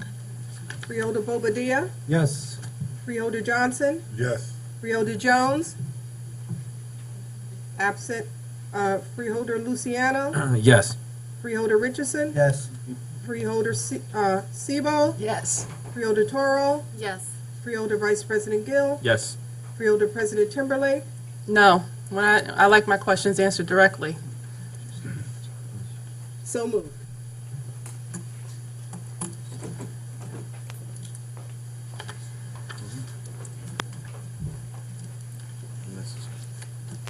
Okay, please move to resolution number 2. Resolution number 2. Only on 2. That's why I stopped and looked. Is it only on 2? Just on 2, folks. Department of Corrections and contract award to GD Correctional Services, the sole responsive and responsible bidder to provide food services at the Essex County Correctional Facility, July 1st, 2015 through June 30th, 2018, amount not to exceed $16,320,576. Okay, thank you. Mr. Chilla, can you please explain? Yes, Madam President. This is the food service contract at our Essex County Correctional Facility. Mr. McInerney did have some questions. We did provide for him some documents regarding this matter.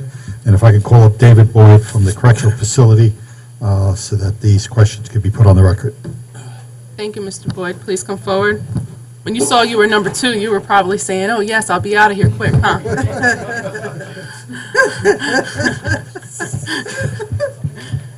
Excuse me for laughing, Madam President. And I happen to know what bag house technology is, so we'll have a conversation outside.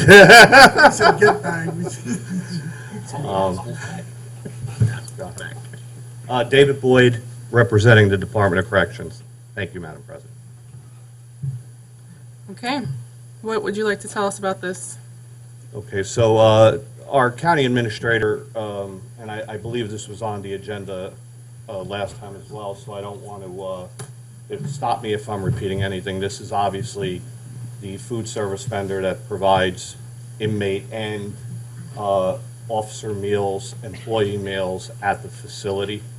It is a 3-year contract with a 2-year option on top of it. I believe the questions that were asked, and again, correct me if I'm wrong, from the last meeting involved the not to exceed amount. I spoke with budget consultant McInerney. I provided him with the documentation that he asked for. So if it's all right with you, Madam President, I'd like to defer to Mr. McInerney for any questions.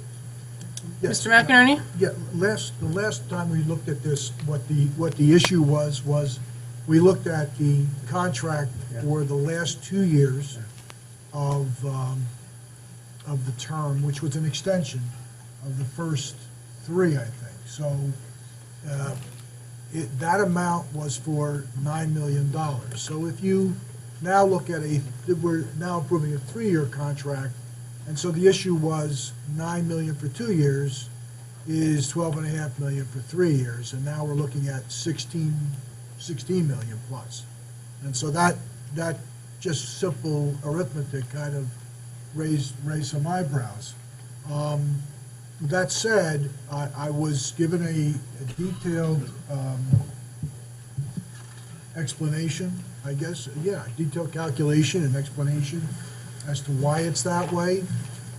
I did my own calculations on it to look at some of the anticipated increases at different aspects of the flow of inmates into the jail and why the population is expected to increase. However, the calculations given to me were, very plain. It showed that there was an expectancy that there was probably there's 900,000. I actually have a little more than that. I'd say close to $1 million a year in this contract that is there solely for the purpose of more or less an insurance, anticipating that the population will go up because of agreements that the county is trying to enter into with other facilities. So this has a unit pricing. The meals are $1.547 per meal. So it's a unit cost. So regardless of the total amount, we can only get charged what we use. Right now, we're looking at a population, and you can correct me, Mr. Boyd, about 2,500 inmates with the anticipated increases that you put into your calculation. Correct. Okay. So then, if you look at this and calculate what the cost is every year and what the meal cost is, it actually gives us the opportunity to feed close to 3,000 inmates. So the rationale for giving ourselves so much flexibility there, I'll leave up to Mr. Boyd and explain why that's important. Mr. Boyd? Thank you, Madam President, and thank you, Mr. McInerney. Again, I could never say it better myself many times for 12 years. So the rationale, as you spoke of, again, I don't want to reiterate things. We're about to, in hopefully a few minutes, talk about one of the programs that the county executive wants to bring to the correctional facility, which then we have to anticipate will bring the static population of the building higher than where it was when this contract was done, actually 5 years ago, before the options. In addition to that, as you know, we kind of a cursory looks at the juvenile detention center and other facilities, and we know that overseers of that facility have started talking about things like second portions, additional portions, higher portions, which would add to the need for additional meals served within the facility. We have more employees. We have, it's an unfortunate thing to talk about. We have a higher population than we did a few years ago in general. So, as Mr. McInerney said, there is a, when you do the actual calculation, there is a, for lack of a better word, float. But we believe that float is there with the proper intentions in mind. Thank you. Freeholder Luciano? Thank you, Mr. Boyd. So then, my question actually then is for Mr. McInerney, but I'm not certain if he has the answer, so I'm going to ask you to stay there, Mr. Boyd. Have we ever moved into that reserve area over the last few years? That extra, you're talking about there's an extra float money that's there. Okay. There's Or two is there parts to two this, you have parts to to this? remember this, that when I was calculating the difference between the two contracts, the extension contracts for 13 and 14 were based on prices from the 2010 contract. So there was no cost increase during that period of time. So part of the increase here in the cost is in fact dating back. is in fact catching up with the cost of food. The food cost, the labor costs went up, so part of that increase is trying to take into consideration that. But, to be honest with you, that increase is in the price per meal, and I've taken the price per meal into consideration before I calculated the spread. So it's already in, but at the end of the day, I just, again, I can only defer to the experts, if you will, the director and the people who run the facility to make that determination that kind of excess right now is actually necessary. I would assume, I'm going to tell you, I don't think we'll use it myself, but there could be opportunities where additional inmates are brought in from other facilities, and you would need to come back to the board to amend the contract. In this case, you would not need to do that. Thank you. Answers your question. Freeholders, any other questions or comments? Okay. Hearing none, do I have a mover and a second? I'll move it, Madam President. Moved by Freeholder Luciano. Seconded by Freeholder Johnson. Roll call, Madam Clerk. Freeholder Toro? Yes. Freeholder Sebo? Yes. Freeholder Richardson? Yes. Freeholder Luciano? Yes. Freeholder Jones? Yes. Freeholder Johnson? Yes. Freeholder Bobadilla? Freeholder Bobadilla? Yes. Freeholder Vice President Gill? Yes. Freeholder President Timberlake? Yes. So moved. We're going to take a 5-minute recess. We are so far on the agenda. Madam Clerk, please read resolution number 3. Resolution number 3, Department of Corrections approval of memorandum of agreement between the State of New Jersey Department of Corrections and the County of Essex for the housing establishment of a re-entry pilot program in the Essex County Correctional Facility. Thank you. Mr. Chilella, can you please explain? This is a new initiative the county is entertaining with the State Department of Corrections. This is to formulate a reentry pilot program with the State Department of Corrections to house 125 state inmates for the purposes of enrolling them in a prisoner reentry program. This program will take effect July 1st. The county will receive $125 per day per inmate with a cap of $2.5 million for a 1-year period. This is a 1-year agreement with an option to renew, and we do have Mr. Boyd, the Deputy Director, to answer any questions the board may have. Mr. Boyd? Oh, sorry about that. Hello again. David Boyd, Essex County Corrections. Again, Mr. Chilella gave you the broad strokes. The New Jersey Department of Corrections has a requirement, and it's a requirement that has been many years in the making, many years of discussion, to begin to transition its inmates, which we know spend sometimes a considerable amount of time in their facilities, back into society. To give you just quick bullet points of what that means, it would mean helping individuals find jobs, helping individuals find employment, helping individuals with basic needs like driver's licenses, IDs, birth certificates, connecting them with aid if necessary, but also giving them counseling and support and connections with their families. The general idea of this, and we hope it's a great success, is to reduce recidivism. Hopefully, individuals like myself will not see repeat offenders back in the facility.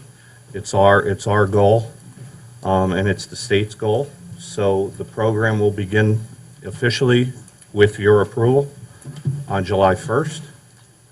And with that, Madam President, I'm going to turn it over to you and the freeholders for any questions. Freeholders, any questions or comments? Freeholder Richardson? Yes, through you, Madam President. So, so it's a prison reentry program. You're going to help them find jobs, and what about housing? A lot of times, what happens, in my experience, is that folks, while they certainly need jobs, they need somewhere to stay. They need a place, an address, somewhere where they can use to put a resume to, and those kinds of things. I didn't hear you say anything about that.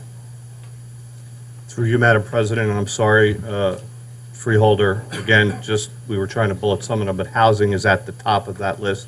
You're 100% correct. There's nothing you said that we disagree with.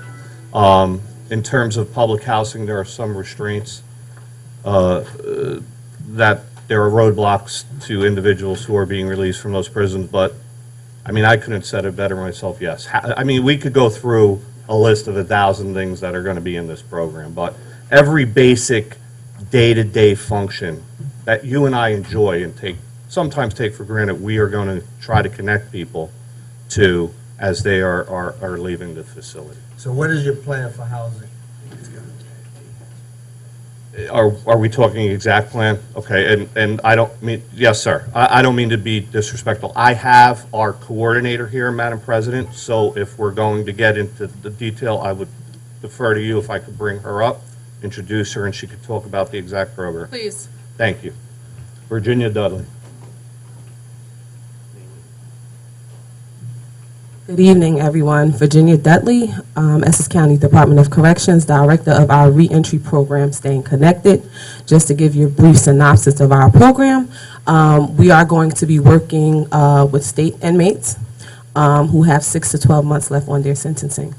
Our goal for this program is preparation, to prepare them. There are many issues that the offender population faces when they are reentering society. Most reentry programs starts when they step out. That's when they start initiating, trying to get treatment for mental health, trying to address trauma, trying to address substance abuse, trying to address the fact that many of them do not have interviewing skills, that many of them do not have resumes and do not know how to write resumes, and trying to address the basic literacy issues that we face with the offender population, and most of them do not have GEDs, and most of them do not have coping skills and just basic daily life skills. Those are some of the things that we are trying to address.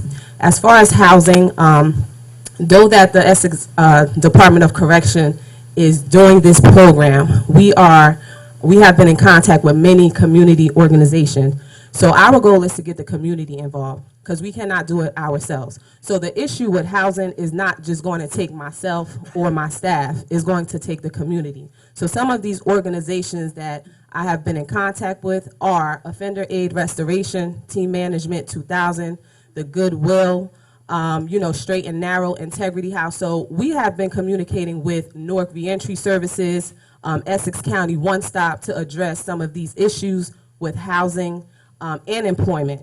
So those are the community resources that we've been in contact with at this time. Another thing, in terms of, a lot of times not having a driver's license is a hindrance. Is there anything in place with your pilot program, or is there a way to put something in place via the state that some folks may be incarcerated for child support, and then their license are suspended, or if they have a drug offense, then their license are suspended for X amount of time. Is there anything in place or any conversation about maybe getting a letter to drive certain hours of the day and those kinds of things so that people can be gainfully employed? At this time, there is nothing concrete of that such. However, one of the things that we are working with the county with is IDs in general. One of the things that the offender population face is IDs. When they come out, you can't go to motor vehicle because you don't have that address and you don't have certain points. So I'm working with our county clerk office to see if we can get our participant county IDs. Now, the issue with that is most county IDs are not accepted by motor vehicle. However, I've been in contact with the deputy director of motor vehicle, and I sent him our requirements. So what he's trying to do is work with Essex County to see if the way that if our requirements of how we get people county IDs, if that meet the requirements, and he's willing to work with us with that to get our participant DMV IDs. Beautiful. One other part to this, again, Madam Chair, is when you talk about helping folks become gainfully employed, you're talking about this is a county program, and working with the One Stop and all the different, using the other county resources. One of the things I would certainly like to see and would like to help you with and to start these conversations is with the county. In terms of you're sending these people through the One Stop at the county, they're getting this training, and you have these vendors and contractors and everyone else who win these contracts. I think there should be some language in there where they have to hire some of these folks. It's a county program. There should be some connection to county employment. We spend millions and millions of dollars on contracts and jobs and all kinds of things. I think there should be some kind of connection, some kind of language that says that they have to hire folks who come through the program. That's certainly something I would certainly like to work on with you with this program. I think it's very important. They're coming back. They are reentering. They're coming back to society. We have to have something for them to do. And that's positive. So. I definitely agree with that. One of the things that I try to educate individuals and our staff, because whether we like it or not, 95% of individuals that are incarcerated eventually go back to their community, and they go back into Essex County. They're coming back home. So the question is, what are we going to do about it? And that is why I say that it's not just the Department of Corrections that's doing this initiative. It's getting the entire Essex County on board, because whether we like it or not, they're coming back into our community. We don't know who we walk amongst. Their children are going to school with our children. So we just don't know. So I think that this initiative is very warranted. I'm excited about it. And anyone that knows me know that this is one of my passions, working with this population and advocating for this population. And again, anything that I can do to assist you, you and I have spoken on the phone a few times, and we talked the first time you came to, several months ago, you came to the Freeholder meeting. Anything that I can do to assist you to make sure that this program is successful and it's the best program that's out there, don't hesitate. Freeholder Toro? Is there any clinical treatment intervention in this pilot program? Absolutely. So we're going to have group counseling, individual counseling. We're also going to have mental health services. So one of the things, we're using our staff, and we're using cognitive behavior therapy with this particular group. and also a lot of motivational interviewing. So that will be our focus. And I just would like to add, not only are we going to be working with these individuals and providing individual counseling and all these great services, but one of the programs that we are incorporating in this initiative is family reunification. We all know, and for those that don't know, how incarceration is family incarceration, and the family is also affected emotionally, and financially. It's a struggle for the family as well. So we are having a family reunification program where we bring in the family in, because part of that housing is to get the family to support and see, for those that have burned those bridges with their family, see if we could kind of mend those relationships. So that's also going to be our focus with this initiative. Job well done. Also, I know there's medical management during, while they're incarcerated, but after they're released, for how long does the county help out with medical management? Well, the idea is we're going to develop a discharge plan where we have a continuum care service for them. So we're just not going to let them walk out the door. They're going to have their folder with their discharge plan. So the idea of this program and the vision is to, if I get released, I know that on Monday at 9 o'clock, I'm going to be reporting to Essex County One Stop. I have an appointment with Newark Reentry, or I have to report to Team Management 2000 for outpatient services, or I have to report here for emergency housing. So that is the vision that we have for that. So we do have a discharge plan in place for our program participants. Okay, yeah, and if you can, at a later point in time, if you don't have the answer now, how much medication you supply, is it, a week long after release or more? That would be something to consider as well. But thank you, Ms. Dudley, for a very good job, well done. Freeholder Jones?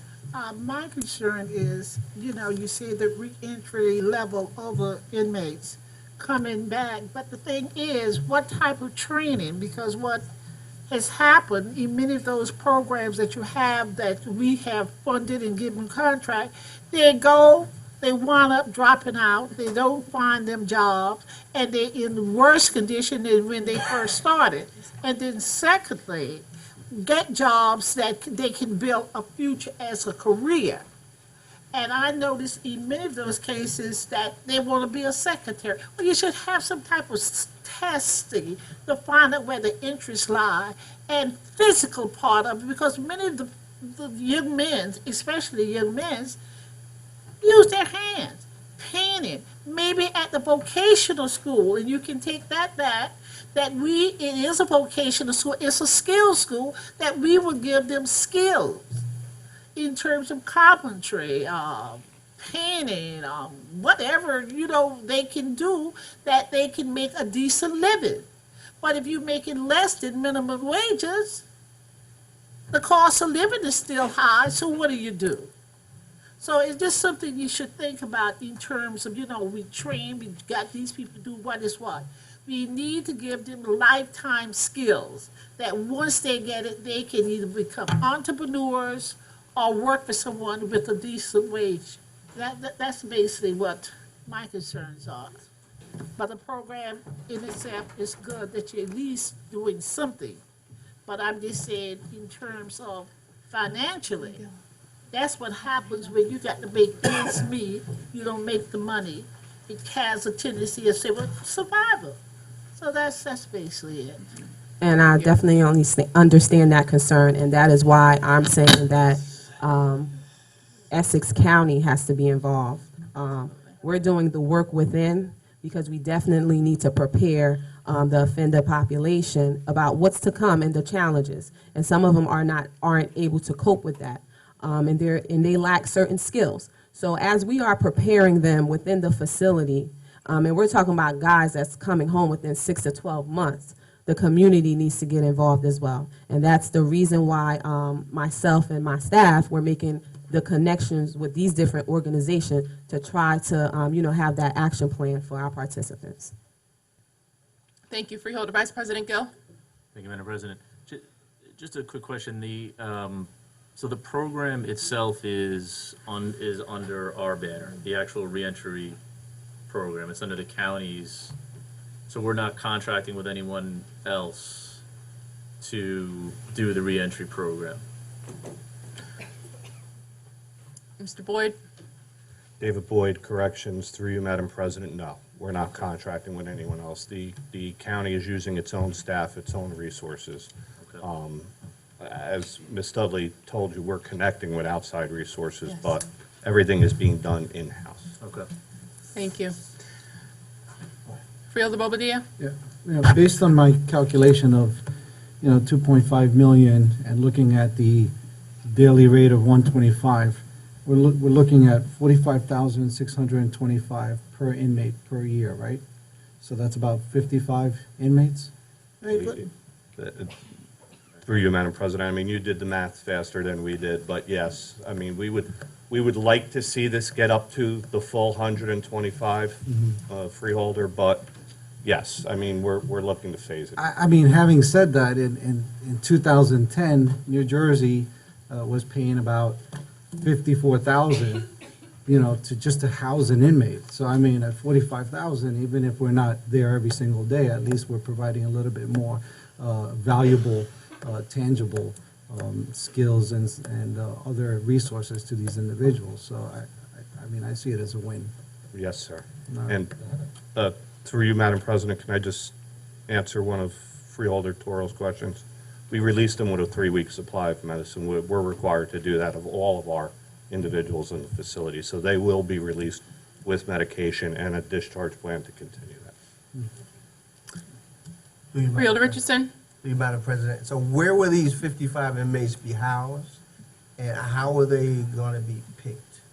Because there are a lot of inmates coming home, going to be released. How are the 55, how are the people who are going to participate in this pilot program going to be chosen? What's the matrix? Through you, Madam President, I'm going to answer the first part, and then I'm going to turn it back to Director Dudley. They're going to be housed in Building 4. We already have 2 pods, 2 housing units prepared for them. To answer your second part, I'd like to turn it over to Director Dudley. Ms. Virginia Dudley, Essex County Department of Corrections. I'm sorry, Freeholder Richardson, can you just repeat the question? Sure. No. So I was asking, how are they being chosen? How do you come up with, so how do you pick this guy and not this guy? Okay, well, you have to have, first of all, you have to be returning back into Essex County. Secondly, you have to have 6 to 12 months left on their sentence. And those are the 2 major criteria. So what if you got 200 people who fit that criteria? How do you, well, how do you drill down? How do you get to the ones that you want in this particular program? Well, at the state, they have a classification process. So they have to meet their classification process. But for the purpose of our program, we're looking for individuals that are coming home. So unfortunately, if we have, 200 individuals, it would have to be a waiting list at that point. And that's the honest answer. So is there any criteria in terms of length of sentencing, types of charges? Are we committing, are these folks coming home from 25-year sentences or 25-month sentences? I mean, what is? I had the pleasure of touring some of the state facilities, and the only charge that is that we're not accepting is Category 1, and whoever is not familiar with that, that is sexual assault. Okay, so 6 to 12 months is the sentencing. We are going to get individuals that have served 30 years. I have spoken to individuals there that have done 20 years, 3 years. So that doesn't matter whether you're coming home after 30 years, whether you're coming home after 2 years. Still coming home. They're still coming home, so. Even the Category 1s are coming home as well. Absolutely. Even, just to touch base on that a little bit, even with that, as we know, the resources for that population is very, very limited. So that's something else to explore in the near future. Thank you. Freeholder Bobadilla? Through you, Madam President, based on the classification of these inmate types and their category, Will any of them classify for any expungement processes?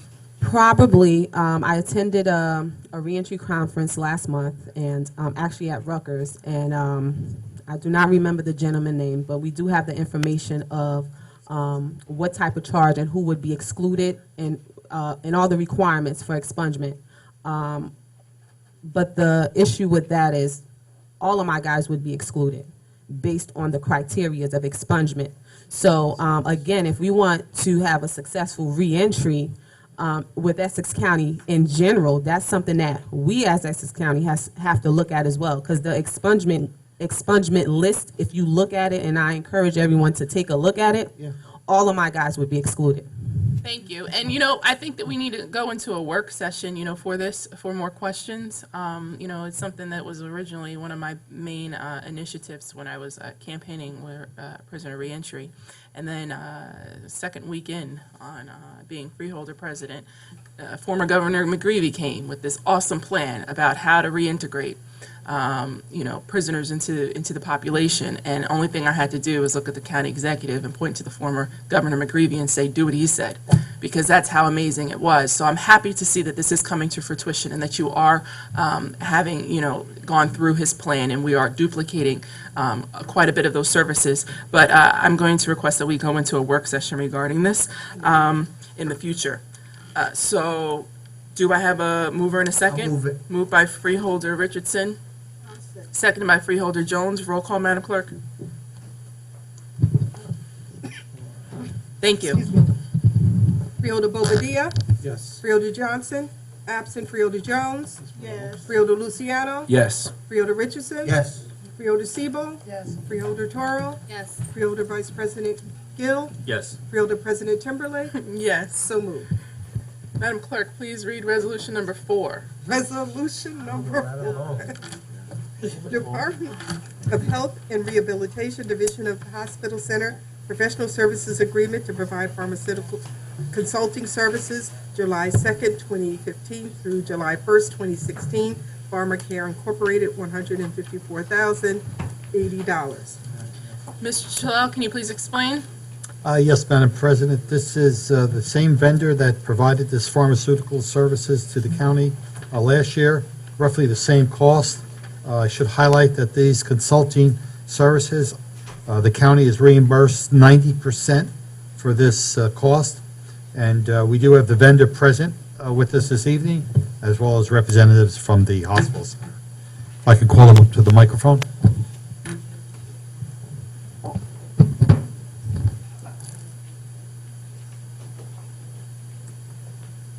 Please state your name and affiliation for the record. My name is Harry Thibodeau, clinical pharmacist and chief operating officer of Pharmacare Incorporated. Thank you. Would you like to explain? We are a pharmacy consulting firm. We provide clinical advocacy to consumers in many types of institutional settings. We've been in operation since 1976. New Jersey is the only state in the country that requires separation from the pharmacy provider dispensing medication and the clinical pharmacy service that advocates for the consumers. And we are that service. I have a contract with the State of New Jersey Department of Human Services to also supply those services to mental health, developmental disabilities, and to DMAVA for the soldiers' homes that are in New Jersey. Anything else I can explain to you, Madam President? That's wonderful. Okay. Mr. Paulvecchio, any questions? No, I don't have any questions. Freeholders, any questions or comments? Is that a question? It's a comment.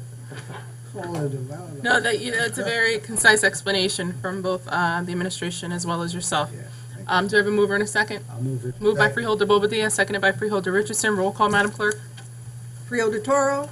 Yes. Freeholder Siebel. Yes. Freeholder Richardson. Yes. Freeholder Luciano. Yes. Freeholder Jones. Yes. Freeholder Johnson absent. Freeholder Bobadilla. Yes. Freeholder Vice President Gill. Yes. Freeholder President Timberlake. Yes. So moved. Thank you. Please move to resolution number 5 and read. Resolution number 5, Department of Citizen Services, Division of Senior Services, approval of sublease operations agreement for the Federal Transit Administration, Section 5310 vehicles. Mr. Chilala, can you please explain?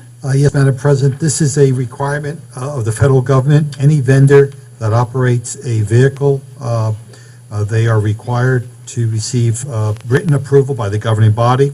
And so since we have a new provider for transportation services for our senior transportation program, we need to come before this body and get your permission to allow them to drive our vehicles. Thank you. Mr. Paulovecchio, any questions or comments? No, I don't have any questions. Freeholders, any questions or comments? Do you have a mover and a second? Move it. Moved by Freeholder Seabolt, seconded by, was that Freeholder Bobadilla? Yes. Roll call, Madam Clerk. Freeholder Bobadilla. Yes. Freeholder Johnson, absent Freeholder Jones. Freeholder Luciano. Yes. Freeholder Richardson. Yes. Freeholder Sebo. Freeholder Toro. Yes. Freeholder Vice President Gill. Yes. Freeholder President Timberlake. Yes. So moved. Thank you. Please move to resolution number 6 and read. Resolution number 6, Department of Parks, Recreation, and Cultural Affairs Contract Award, habitual products, the lowest responsive and responsible bidder to furnish and deliver 15% Dakota Pete Greens top dressing, 24-month agreement, amount not to exceed $80,000. Okay, thank you. Mr. Chilella, can you please explain? Yes, Madam President, this is a open-ended as-needed contract. This is for top dressing for our 3 golf courses. This is a 24-month agreement, and it's basically the same vendor the county utilized under a bid last time. Thank you. Mr. Paulovecchio, any questions or comments? Only this is to say this is the lowest responsive and responsible bidder, and it's a 2-year agreement. Mr. McInerney? That's my point as well. It went through Freeholders. the bid process. So. Right. Very explanatory. Freeholders, any questions or comments? Do I have a mover and a second? I'll move it. Moved by Freeholder Seabolt. Second. Second by Freeholder Richardson. Roll call, Madam Clerk. Freeholder Toro. Yes. Freeholder Sebo. Yes. Freeholder Richardson. Yes. Freeholder Luciano. Yes. Freeholder Jones. Yes. Freeholder Johnson, absent Freeholder Bobadilla. Yes. Freeholder Vice President Gill. Yes. Freeholder President Timberlake. Yes. So moved. Please move to the resolution number 7 and read. Resolution number 7, Department of Public Works, Division of Engineering, Contract Award to Shaw Rockford Services, the lowest responsive and responsible bidder for ADA restroom improvements at the Essex County Economic Development Center, 50 South Clinton Street, East Orange, amount not to exceed $169,370. Thank you. Mr. Shalal, can you please explain? Yes, Madam President, these are improvements basically at our restroom facilities at 50 South Clinton to make them all ADA improvements to them. Sugar is the lowest bidder on this project, and we do have Clarence from Sugar with us this evening if the board has any questions. Please step forward, Clarence. State your name and affiliation for the record. Oh.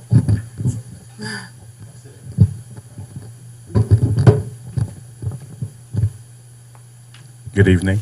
Clarence Nathaniel Scanyas III from Sugar Property Services. We're a general contractor located in East Orange, New Jersey. We've serviced the County of Essex for roughly 20 years, from construction needs, zoo projects, you name it. This project in particular is renovations to the restrooms at 50 South Clinton. I believe that's the financial office located there. There's 2 bathrooms on the first floor, I believe 2 on the third and 2 on the fifth. These renovations will transpire while the building remains in function, and done in separate phases, not to disturb the facility activities. Thank you. Mr. Paulovecchio, any questions or comments? I don't have any. No. Mr. McInerney? No. Freeholders, any questions or comments? It's grant funded. Through you, Madam President,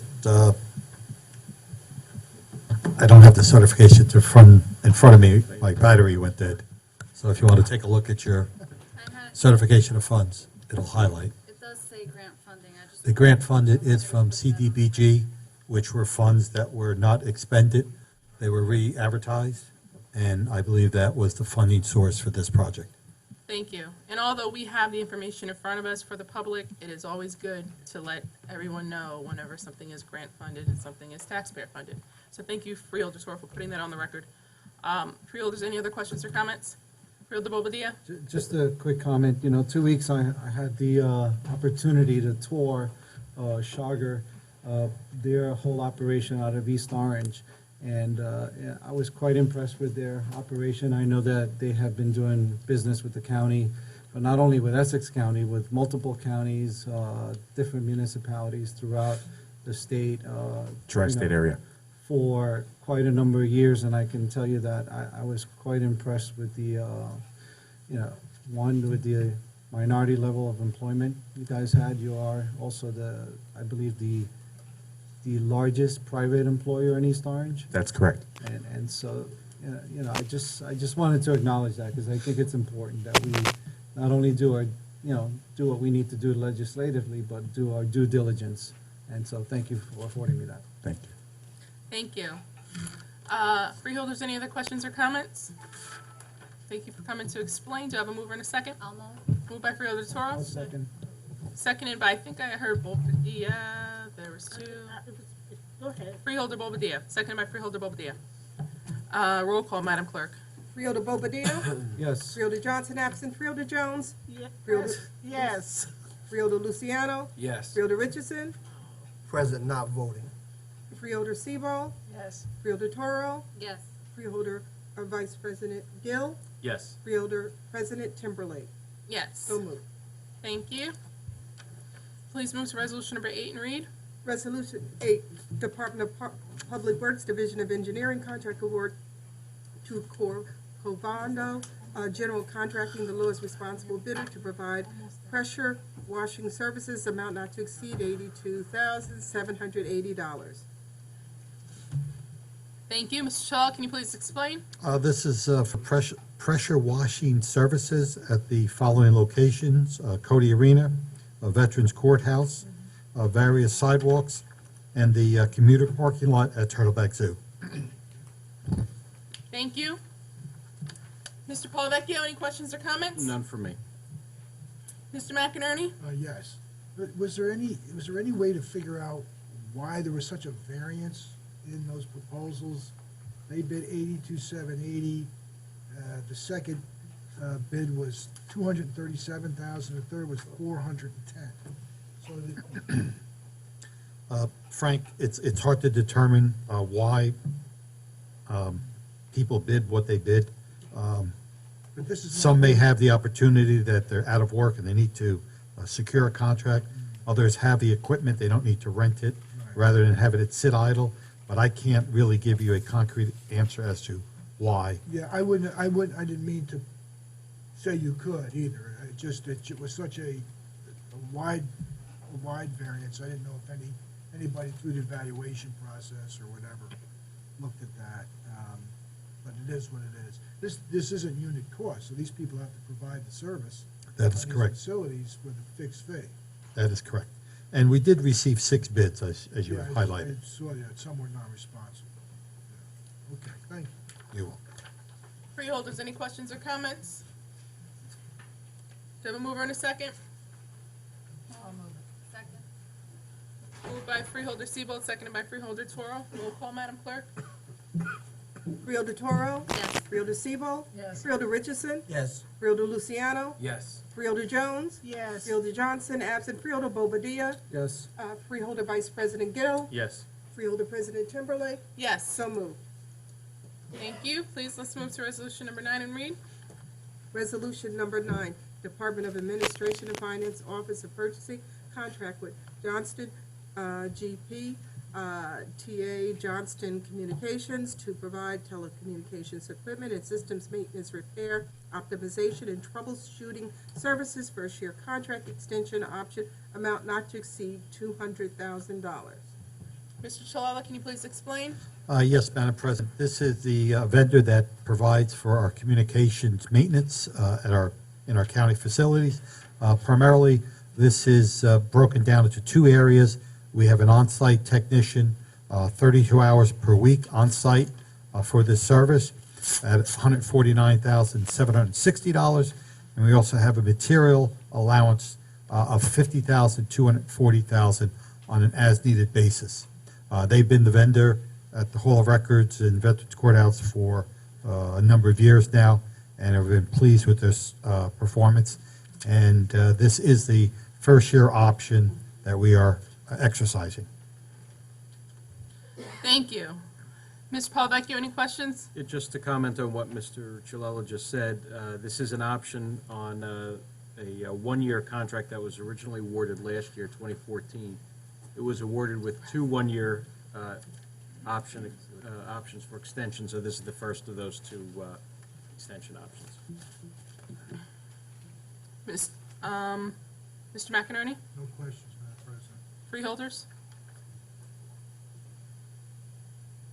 Okay, do we have a mover in a second? Move it.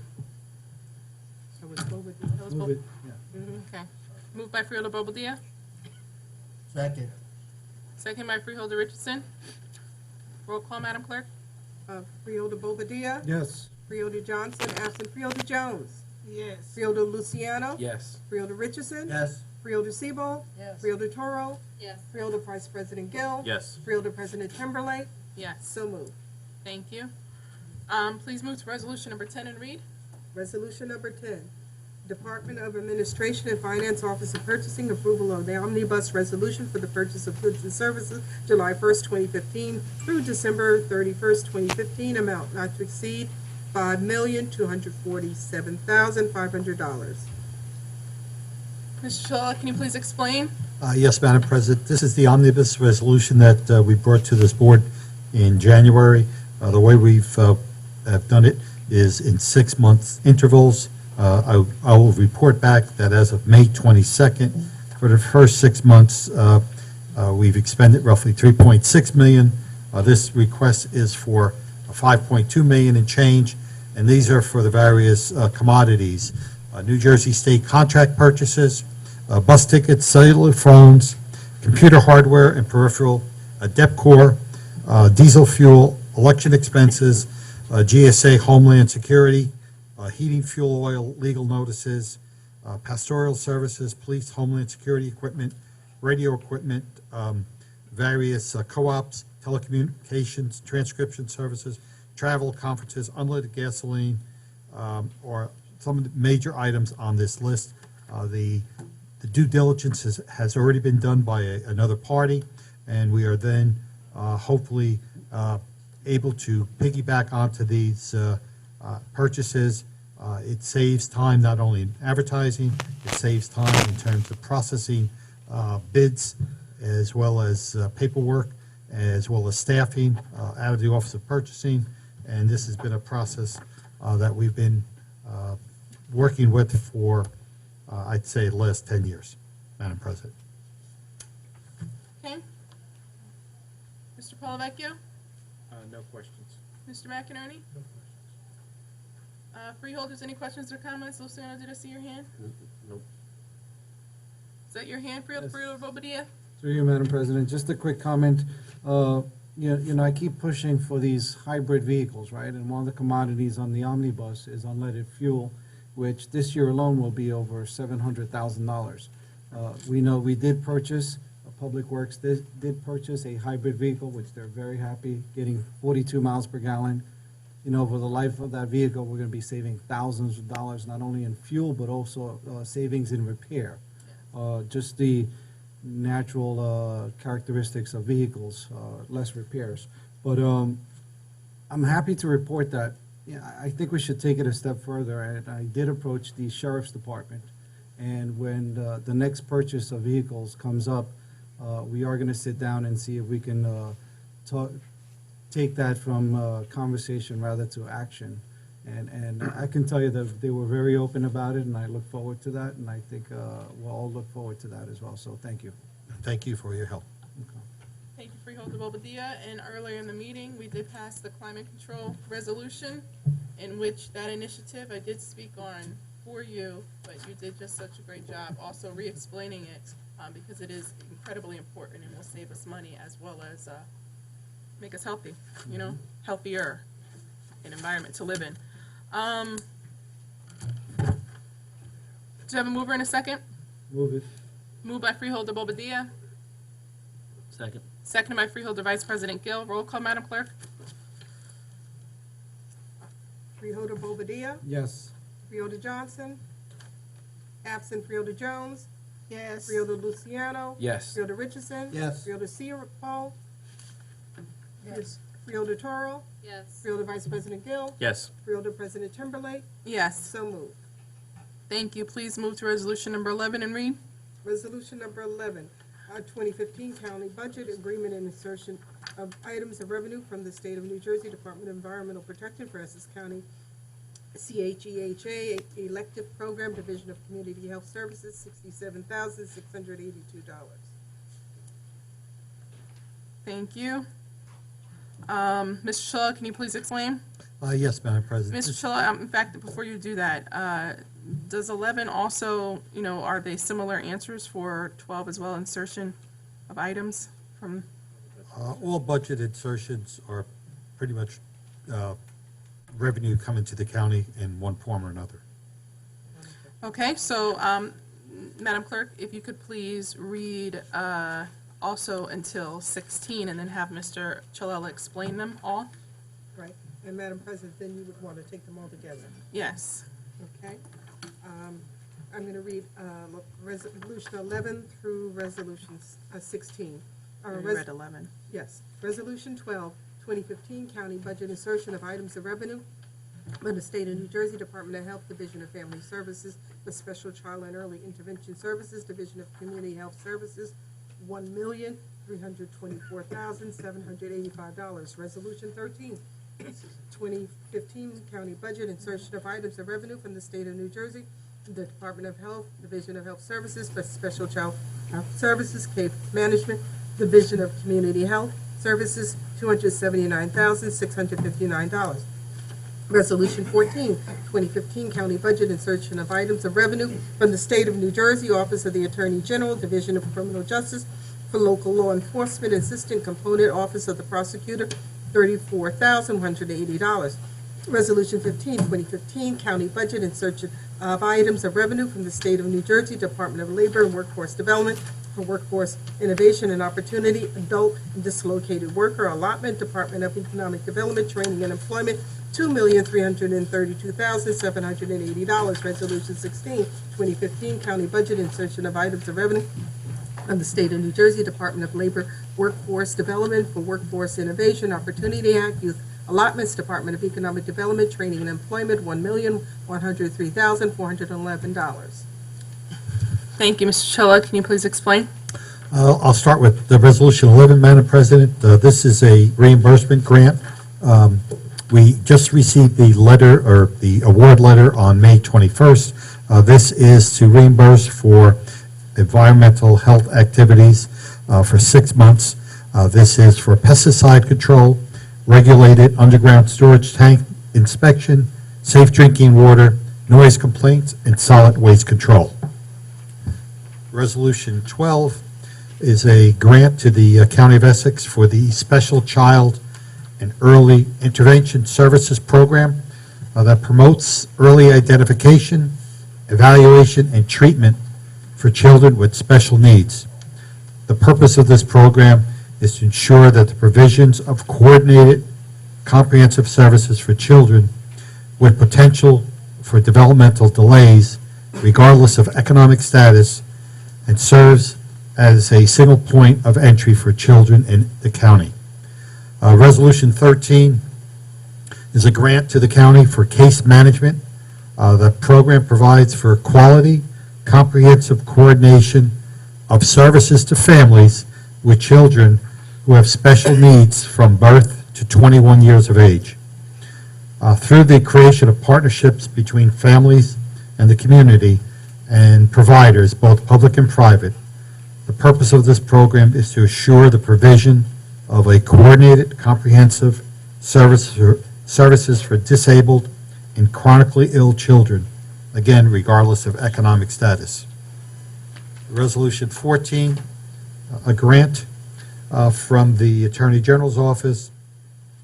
This grant will help fund the overtime for our Essex County Prosecutor's Office detectives who are involved in investigations and prosecutions of major crimes. It's roughly about the same funding as last year, Madam President. Yes. Resolution 15 is a grant from the Department of Labor. We will come back to this board with the actual grant awards, but this is the insertion of the award from the state for workforce development services, core intensive services, job training, vocational skills, and employment.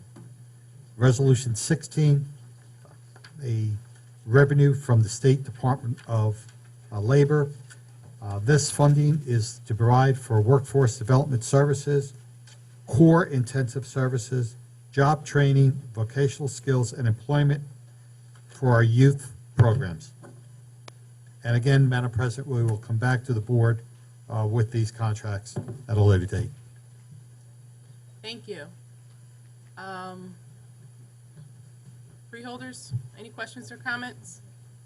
Mr. Polavecchio? No questions. Mr. McInerney? No questions. Do I have a mover and a second to take 11 through 16 together? I'll move it. Moved by Freeholder Jones, seconded by Freeholder Toro. Roll call, Madam Clerk? Freeholder Toro? Yes. Freeholder Siebel? Yes. Freeholder Richardson? Yes. Freeholder Luciano? Yes. Freeholder Jones? Yes. Freeholder Johnson? Absent Freeholder Bobadilla? Yes. Freeholder Vice President Gill? Yes. Freeholder President Timberlake? Yes. So moved. Thank you. Please read resolution number 17. Resolution number 17, the Department of Economic Development, Training and Employment, Division of Housing and Community Development, Extension of Subrecipient Agreements, Community Development Block Grant Program. Mr. Shalala, can you please explain? Yes, Madam President. From time to time, we do come back to this board from the various municipalities that have received grants for various projects. This is a grant where just the local municipalities have requested a 6-month extension so that they can complete the projects. There is no additional dollars. This is just an extension of time only. Thank you. Mr. Polavecchio, any questions or No comments? questions, no. Mr. McInerney? Freeholders, any questions or comments? Okay, hearing none, do I have a mover and a second? Moved by Freeholder Jones, Second. seconded by Freeholder Toro. Roll call, Madam Clerk. Freeholder Bobadilla? Yes. Freeholder Johnson? Absent Freeholder Jones? Yes. Freeholder Luciano? Yes. Freeholder Richardson? Yes. Freeholder Siebel? Yes. Freeholder Toro? Yes. Freeholder Vice President Gill? Yes. Freeholder President Timberlake? Yes. So moved. Thank you. And I'm requesting that commendations 18 through 40 be read into the record at a later date, as well as commendation 42, 43, and 45. Please read resolution number 41.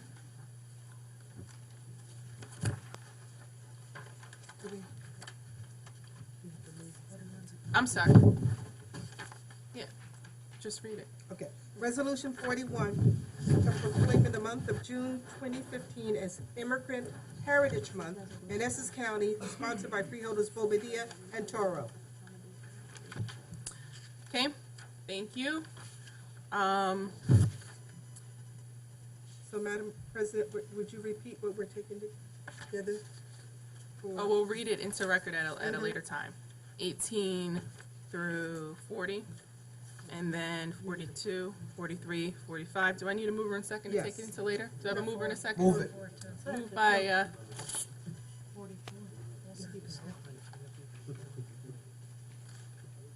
44 was already done.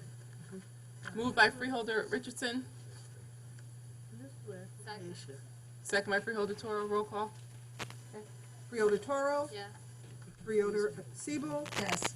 Freeholder Richardson? Yes. Freeholder Luciano? Yes. Freeholder Jones? Yes. Freeholder Johnson, absent. Freeholder Bobadilla? Yes. Freeholder Vice President Gill? Yes. Freeholder President Timberlake? Yes. So moved. Please read resolution number, you already read it. Freeholder Toro, Freeholder Bobadilla, would you like to have any comment on that resolution? I will defer my comments to when I talk about the committee meetings. Got it. Freeholder Toro, same thing? Okay, do you have a mover and a second? Resolution number 41. Oh, I thought you took it with all the others. Says resolution, not commendation. Yes. Okay. Okay, moved by Freeholder Bobadilla, seconded by Freeholder Toro. Roll call. Okay. Freeholder Bobadilla? Yes. Free- Madam President, can we move that Resolution 41 by acclamation, please? Absolutely. Okay. Absolutely. Freeholder Bobadilla? Yes. Freeholder Johnson, absent. Freeholder Jones? Yes. Freeholder Luciano? Yes. Freeholder Richardson? Yes. Freeholder Sebo? Yes. Freeholder Toro? Yes. Freeholder Vice President Gill? Madam President, I asked through Freeholder Toro that I be added to the Bukowski Memorial Scholarship Fund We're in the middle of a vote. proclamations. So, yes, but we're in the middle of a vote, so you. Yes. Freeholder President Timberlake? Yes. So moved. Thank you. And which one would you like to be added to? The Bukowski, the John Bukowski Jr. Memorial Scholarship Fund. Okay, and Luncheon that's, this Sunday. is that Resolution Be 25? 23, 24, 25, 26. Right, so through you, Madam Yes. President, resolutions 23, 24, 25, and 26. Commendations. And 27. Thank you. Okay. I have You got that? Freeholder Siebold? Yes, may I be added to Resolution 46? We didn't get there yet. We're getting ready to read that. Oh, I'm sorry. It's okay, it's late, I understand. I'm all mixed up now. So we just finished our vote, and we're adding Freeholder Vice President Gill to the commendations that will be read into the record later. Yes, sir. Please read resolution number 46, Sorry. which I believe should also be by acclamation. Resolution of supporting a constitutional amendment allowing the legislature to pass laws establishing not more than 3 casinos in Essex, Bergen, and Hudson's counties, ACR 300, and specifically supporting a casino in the city of Newark, sponsored by Freeholder Gill. Thank you. Any questions or comments? Could it be done by acclamation? Absolutely. Yes. Thank you, Madam President. Just one quick, I absolutely think it should have been by acclamation. I just, self-explanatory and hopefully just memorializes, I think, the support we all have for making sure that Newark in particular and Essex has a seat at the table in this discussion. Thank you. Should I have a mover in a second? Move it. Moved by Freeholder Richardson, seconded. Gill moved it. Gil moved it. Did you move it, Gil? Yeah, please. I'll move it. Thank you. Moved by Freeholder Vice President Gill. Do I have a second? Thank you. Second by Freeholder Richardson. All right, roll call. Freeholder Toro? Yes. Freeholder Sebo? Yes. Freeholder Richardson? Yes. Freeholder Yes. Luciano? Freeholder Jones? Yes. Freeholder Johnson, absent. Freeholder Bobadilla? Yes. Freeholder Vice President Gill? Yes. Freeholder President Timberlake? Yes. So moved. Okay, thank you. I need to call over my my counsel, Mr. Polavecchio. Yeah. 47 is by acclamation as well. Does this one? Okay, we're gonna step ahead and go to resolution number 50. Please read. Resolution 50, Department of Health and Rehabilitation Division of the Hospital Center, contract award to Clean Tech Services, the lowest responsive and responsible bidder to provide linen, rental, and laundry services July 1st, 2015 through June 30th, 2017, the amount not to exceed $137,700. Thank you. Mr. Chalala, can you please explain? Yes, Madam President. This is for our hospital center. Previously, the hospital center would purchase linens and then go to an outside vendor that would provide cleaning services. Under this new bid arrangement, the county would realize roughly $30,000 in having these linens rented and cleaned by the same vendor. This is a change in the way we've been doing business, but it seems that it makes sense. We do have Pat Keenan from the hospital center to address the issue, and I'm also happy to announce that by changing the way we have done business in the past, we do have a new vendor. The vendor is from Irvington and has a very large minority workforce as part of their company. Thank you. Please come forward. And Pat? give us a little bit of an explanation.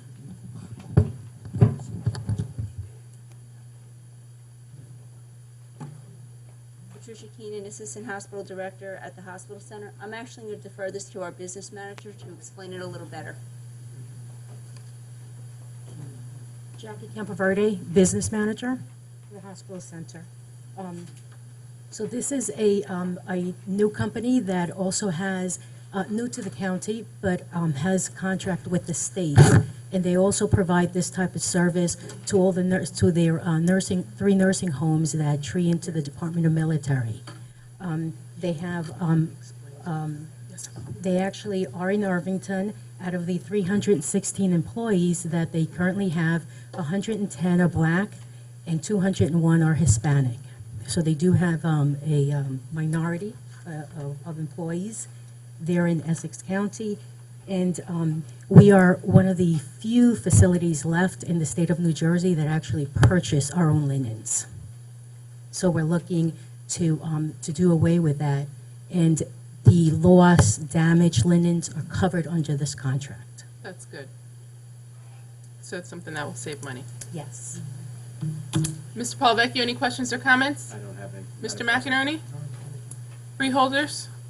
Do you have a mover and a second? I'll move it. Moved by Freeholder Jones, seconded by Freeholder Richardson. Roll call, Madam Clerk. Freeholder Padilla, Yes. Freeholder Johnson, absent Freeholder Jones, Yes. Freeholder Luciano. Yes. Freeholder Richardson. Yes. Freeholder Sebo. Yes. Freeholder Toro. Yes. Freeholder President Gill. Yes. Freeholder President Timberlake. Yes. So moved. Thank you.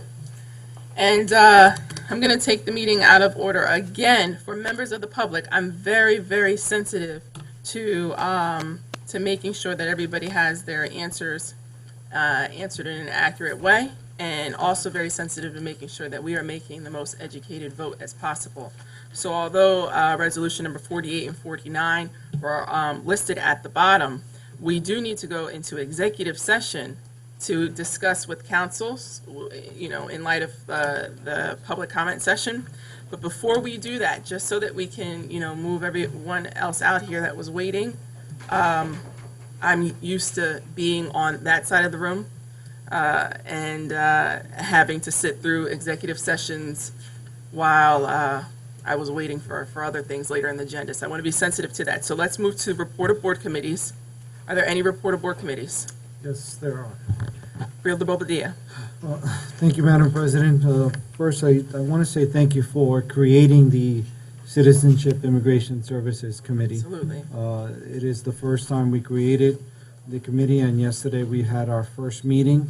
And in keeping with the Immigration Heritage Month, to acknowledge that in Essex County alone, there's 24.8, the entire population, 24.8% of that population are foreign-born, and we all seem to have come from someplace. And and it's so important that we have this committee meeting. We met yesterday, and what came out of that meeting is that right now Essex County, we set the bar on a lot of services and a lot of standards, and right now Essex County, our only stand on immigration is our detention center, and that can't be. So what we discussed yesterday, and the administration is gonna work together with this board and the members of the committee, would be to create almost something like an immigrant help kit, which will help guide immigrants into available resources in the community that might be available to them, because it's not up to my standards to live in a county that that really is progressive in nature as far as the way we do business and our due diligence, and not be able to help immigrants. That is something that the administration agreed, and working together, along with the members of the board and the committee, we are going to create this immigrant help kit, and through the subsequent committee meetings, we will develop that document, and it will be provided to local community-based organizations, religious organizations, where those individuals usually seek for help, and it's going to be a way to give them information to help themselves and understand some of the complexities of a system that they don't quite know yet. So again, thank you, Madam President, and I want to thank the administration for really partnering with us in this endeavor. So I'm really grateful for that, and I think we all acknowledge that. And Freeholder Johnson was with me, and I also like to acknowledge, Freeholder Toro, who sponsored the Immigrant Heritage Month with me. But I think it's, it's something we have to do by acclamation, because we are, Absolutely. A population of immigrants. So I just want to say thank you for that. Thank you. I certainly agree. It should be by acclamation. It's wonderful. And Freeholder Toro, did you have anything to say or anything else to add? Simply that I think Freeholder Bobadilla is doing a great job with this new committee, and I fully support, providing information to residents on, how to navigate the process of immigration and supportive systems through their experience here in Essex County, and that us as a board are taking a stance on that. Thank you. And Freeholder Bobadilla, thank you for, giving me credit, but it was really you in our initial conversation in a diner that told me that, this is something that we needed to have, because the only representation that was on a committee of the county was ICE, Immigration Control Enforcement. And that is not the only thing that should be associated with immigrants. There are many other things and programs that need. There are people that are naturalized citizens and still immigrants, as you said, that we are a country made up of everybody is an immigrant. So that was a no-brainer, and thank you for championing that. Okay, any other report of board committees? Yes. Freeholder Toro? On June 17th, I held my first as a chair to the Workforce New Jersey Review Committee meeting. We had all committee members present. It was a 2.5-hour long meeting. President Brittany Timberlake, Freeholder Wayne Richardson, Freeholder Rolando Bobadilla, and also in attendance we had Freeholder Levy Jones. It was very informative, in my opinion, very productive meeting. We covered an array of topics where we received information on case banking and processing times, improvement of customer service, improving efficiency of delivering services, technology upgrades, client line reduction strategies, and much more. I was glad to hear that the outcomes in Essex social services have improved in the last 6 months. I would like to publicly recognize our new director, Jeanette Page Hawkins, as in her short tenure, she made significant changes that are improving the system as a whole, as well as Director Nemo Ramos for his cooperation and support in working as a team. But a brief recap, paperwork processing times have improved, technology upgrades are on the way to make sure that there's document imaging for easy access for workers when assisting clients. The division's also in the process of hiring 20 new staff to alleviate workload distribution. A call center has been established and is being expanded with 12 workers and 1 supervisor to handle a lot of the volume and reduce the lines at the facilities. Greeters are also in place to speed up the lines, making sure that if they have to make a copy or drop off paperwork clients, then they don't have to stand in line and wait for the more difficult cases. And in regards to case banking, the reports show that this system is working. In December 2014, processing times was in the 50% rate, and now in June of 2015, it's now in the 90s. So the method is working. And a big part of our discussions had to do with customer service, where our number one goal is utmost standard of customer service to clients. Ongoing employee training was discussed. We had in attendance CWA Representative David Weiner, and he also provided a great idea for any freeholder to attend CWA meetings to hear directly from workers on issues that they believe can improve the system as a whole. I actually set up a meeting with him to get that information, and I'll share it with my colleagues. And then some areas that were identified for improvement was buy-in in the system from everyone, management, line workers, frontline workers, and clients alike, providing more client education on the call center and Medicaid. All the committee freeholder members and freeholder Jones as well, we were all very engaged, brought up great insights and asked important questions, so thank you all for your active participation. Overall, one request I'm going to make is quarterly reports on how everything is working, from technology to processing times, etc. Overall, I'm very pleased with the meeting. I believe we're moving in the right direction. We had discussion about the term change, where it was mentioned that change for change didn't necessarily mean it was effective. But President Brittany Timberlake pointed out that change was in fact necessary. And we were not in a good position before, so not changing anything wasn't going to improve anything. So it is not just change for change, but in fact strategic change from very well-equipped, knowledgeable management team. And lastly, I just want to also put on the record for the public to be informed that CWA Representative Mr. Weiner also stated that Director Paige Hawkins has recently made 3 changes from a list of requests that he has had, so he was happy about that.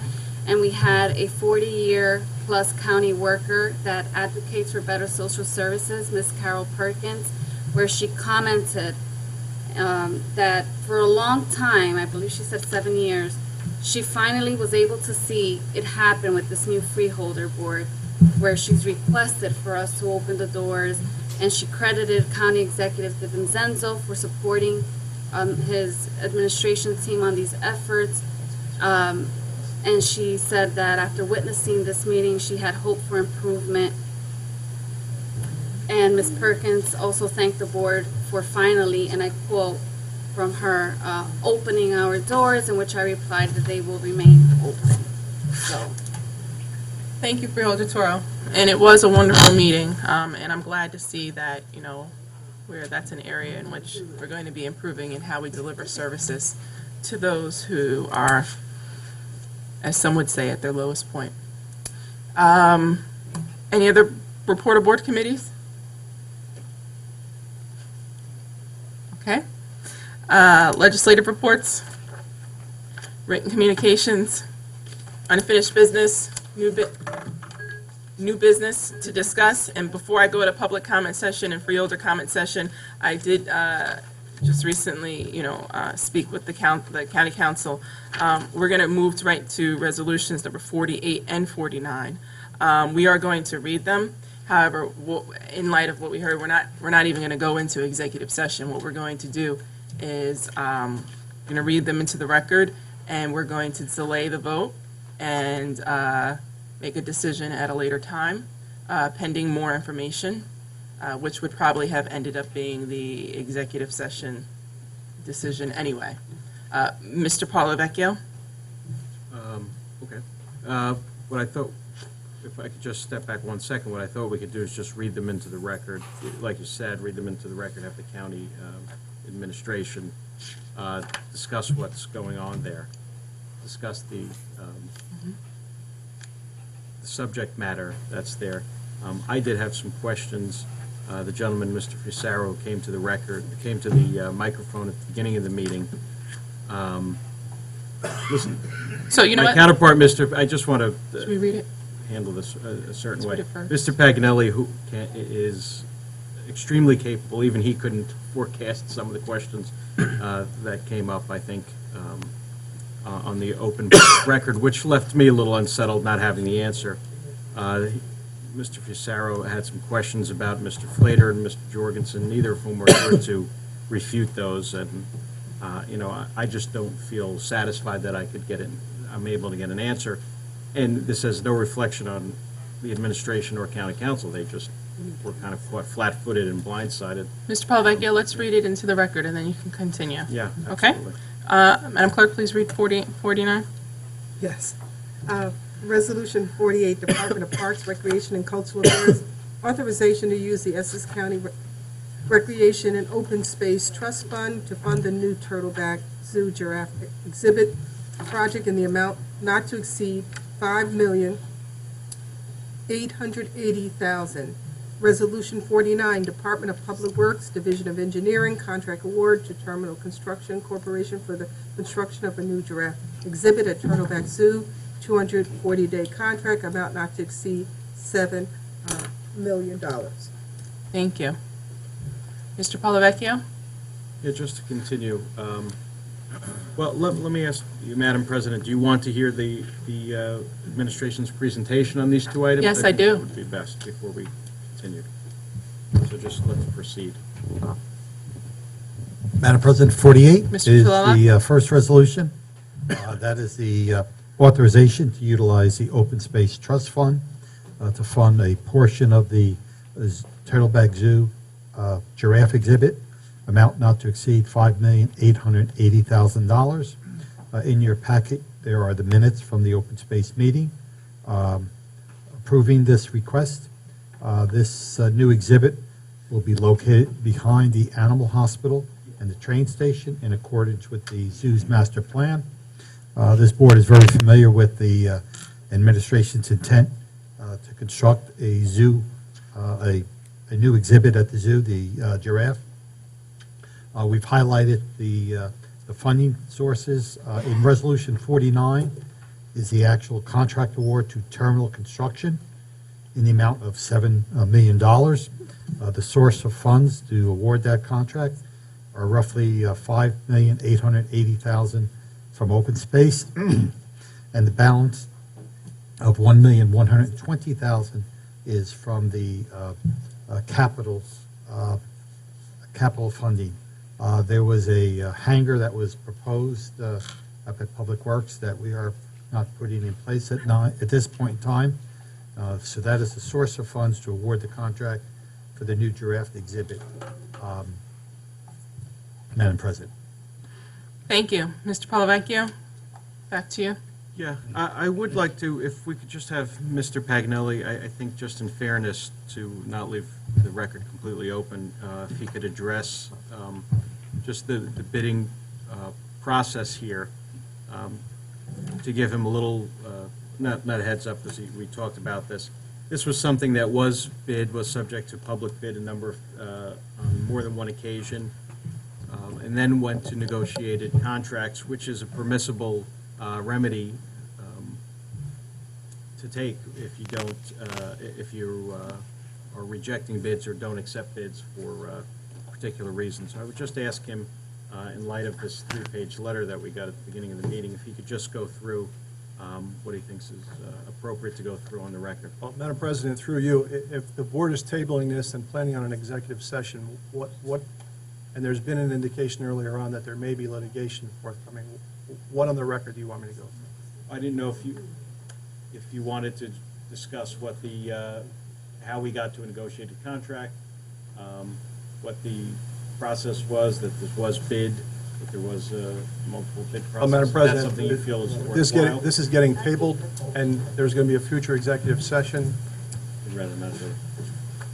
Okay. I think the administration, not speaking for it, was ready to proceed tonight. I understood the board's concerns and the concerns that you've raised, and you're looking to table it for another day, and with maybe the likelihood of litigation. If that's what the board's going to do, then I think we're almost, we're going halfway. So if it's going to get tabled and dealt with in executive session at a future date, then that's how the board's going to handle it. Okay. Freeholders, any questions or comments? Freeholder Siebold? Mr. Paganelli? Yep. If there is proposed litigation, if there might be litigation, would it be in our interest to table it or to go ahead with it tonight? I think the administration was planning on going forward tonight. Listening to Mr. Parlavecchio, perhaps we're a little bit more in tune to some of the facts surrounding this issue that the board perhaps is not aware of, and I understand Mr. Parlavecchio's concern.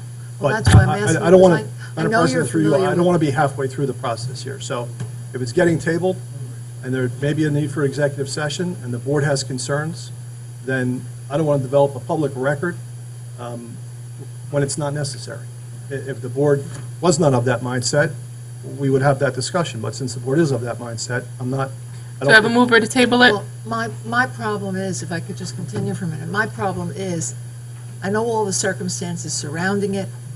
I was at an open space, a trust fund advisory board meeting when we voted for this. I know all the circumstances. I've been with you when you've explained it, and I'm just confused whether it pays to even bother to table it. Shouldn't we go ahead with it now? I'm not a freeholder, so that's a leadership's decision. Mr. Parlavecchio raised concerns on the record tonight that are probably outside of our conversations and outside of what was discussed at leadership.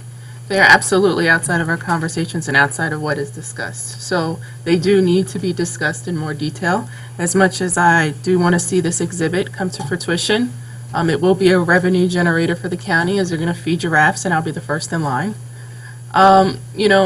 The questions that were raised tonight, it's either we're going in an executive session, however, we don't have all the information to even really discuss an executive session right now, or we table it and talk about it later when we do have all the information and we can really make the most educated vote. So, do I have a mover to table? Moved by Freeholder Bobadilla, No, I'll second it. seconded by Freeholder Jones. Roll call, Madam Clerk. Freeholder Toro. Yes. Freeholder Siebold. No. Freeholder Richardson. No. Freeholder Luciano. Yes. Freeholder Jones. Yes. Freeholder Johnson absent. Freeholder Bobadilla. Yes. Freeholder Vice President Gill. No. Freeholder President Timberlake. Yes. So moved.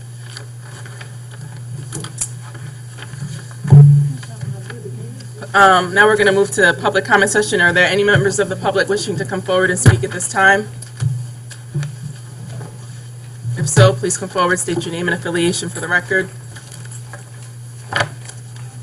Good evening. Douglas Freeman, Weekly Park Sports Authority. I'm coming before you, Madam President, to speak on an inquiry which was made to our freeholder district, Richardson, in regards to the changing of the Little League baseball field, which is on Elizabeth Avenue. We had a meeting with Dan Savanti's office, and it's a temporary fix right now because they're using our Little League baseball field for dog walking, and there's a lot of feces that's on this particular baseball field. So the temporary fix was because we did not have dog signs on the facility of the baseball field, we couldn't find them for having a dog relieve themselves on the field. So to Freeholder Richardson, there's the answer to why there's a change right now temporarily on the baseball field, but the youth do have access to the field. Thank you. Thank you. Thank you.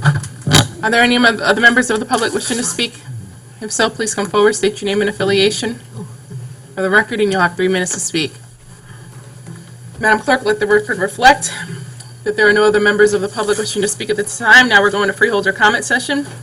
Freeholder Richardson. Yeah, I have a comment just to piggyback on Mr. Freeman. He said that he doesn't have any recourse but to change the fence because there are no do not walk your dog signs. To the administration, is that something that the administration provides for various parks?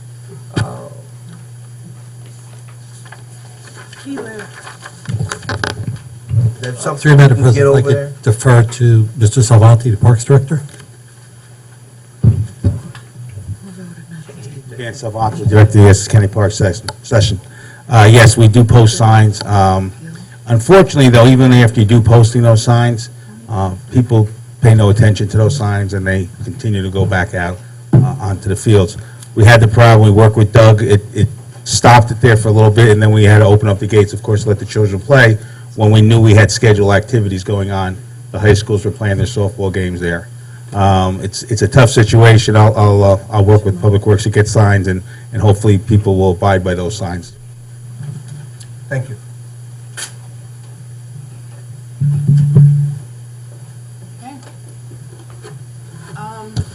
Freeholders, any other comments? Freeholder Vice President Gill? Thank you, Madam President. I just wanted to, didn't get a chance to comment on your resolution when it was passed, but I just wanted to commend you, the resolution number, what was the number regarding to the Confederate? 42. 42. You Resolution, abstained. yeah, Resolution 42. And 47, 47. 47, okay. Just the title of it, so they know. Resolution number 47, calling upon South Carolina State Legislature and all state, county, and local government entities in the South to remove the Confederate battle flag from their building and properties, although not specifically a county issue, one well worth taking the time. Also, just to say, as we sit here tonight, the state of Mississippi, which actually has the Confederate flag embedded in their state flag. Both United States senators just recently tonight announced that they're going to ask the Mississippi State Legislature to change their state flag as well. So hopefully, maybe potentially, we're building momentum to to put that period of our history where it belongs.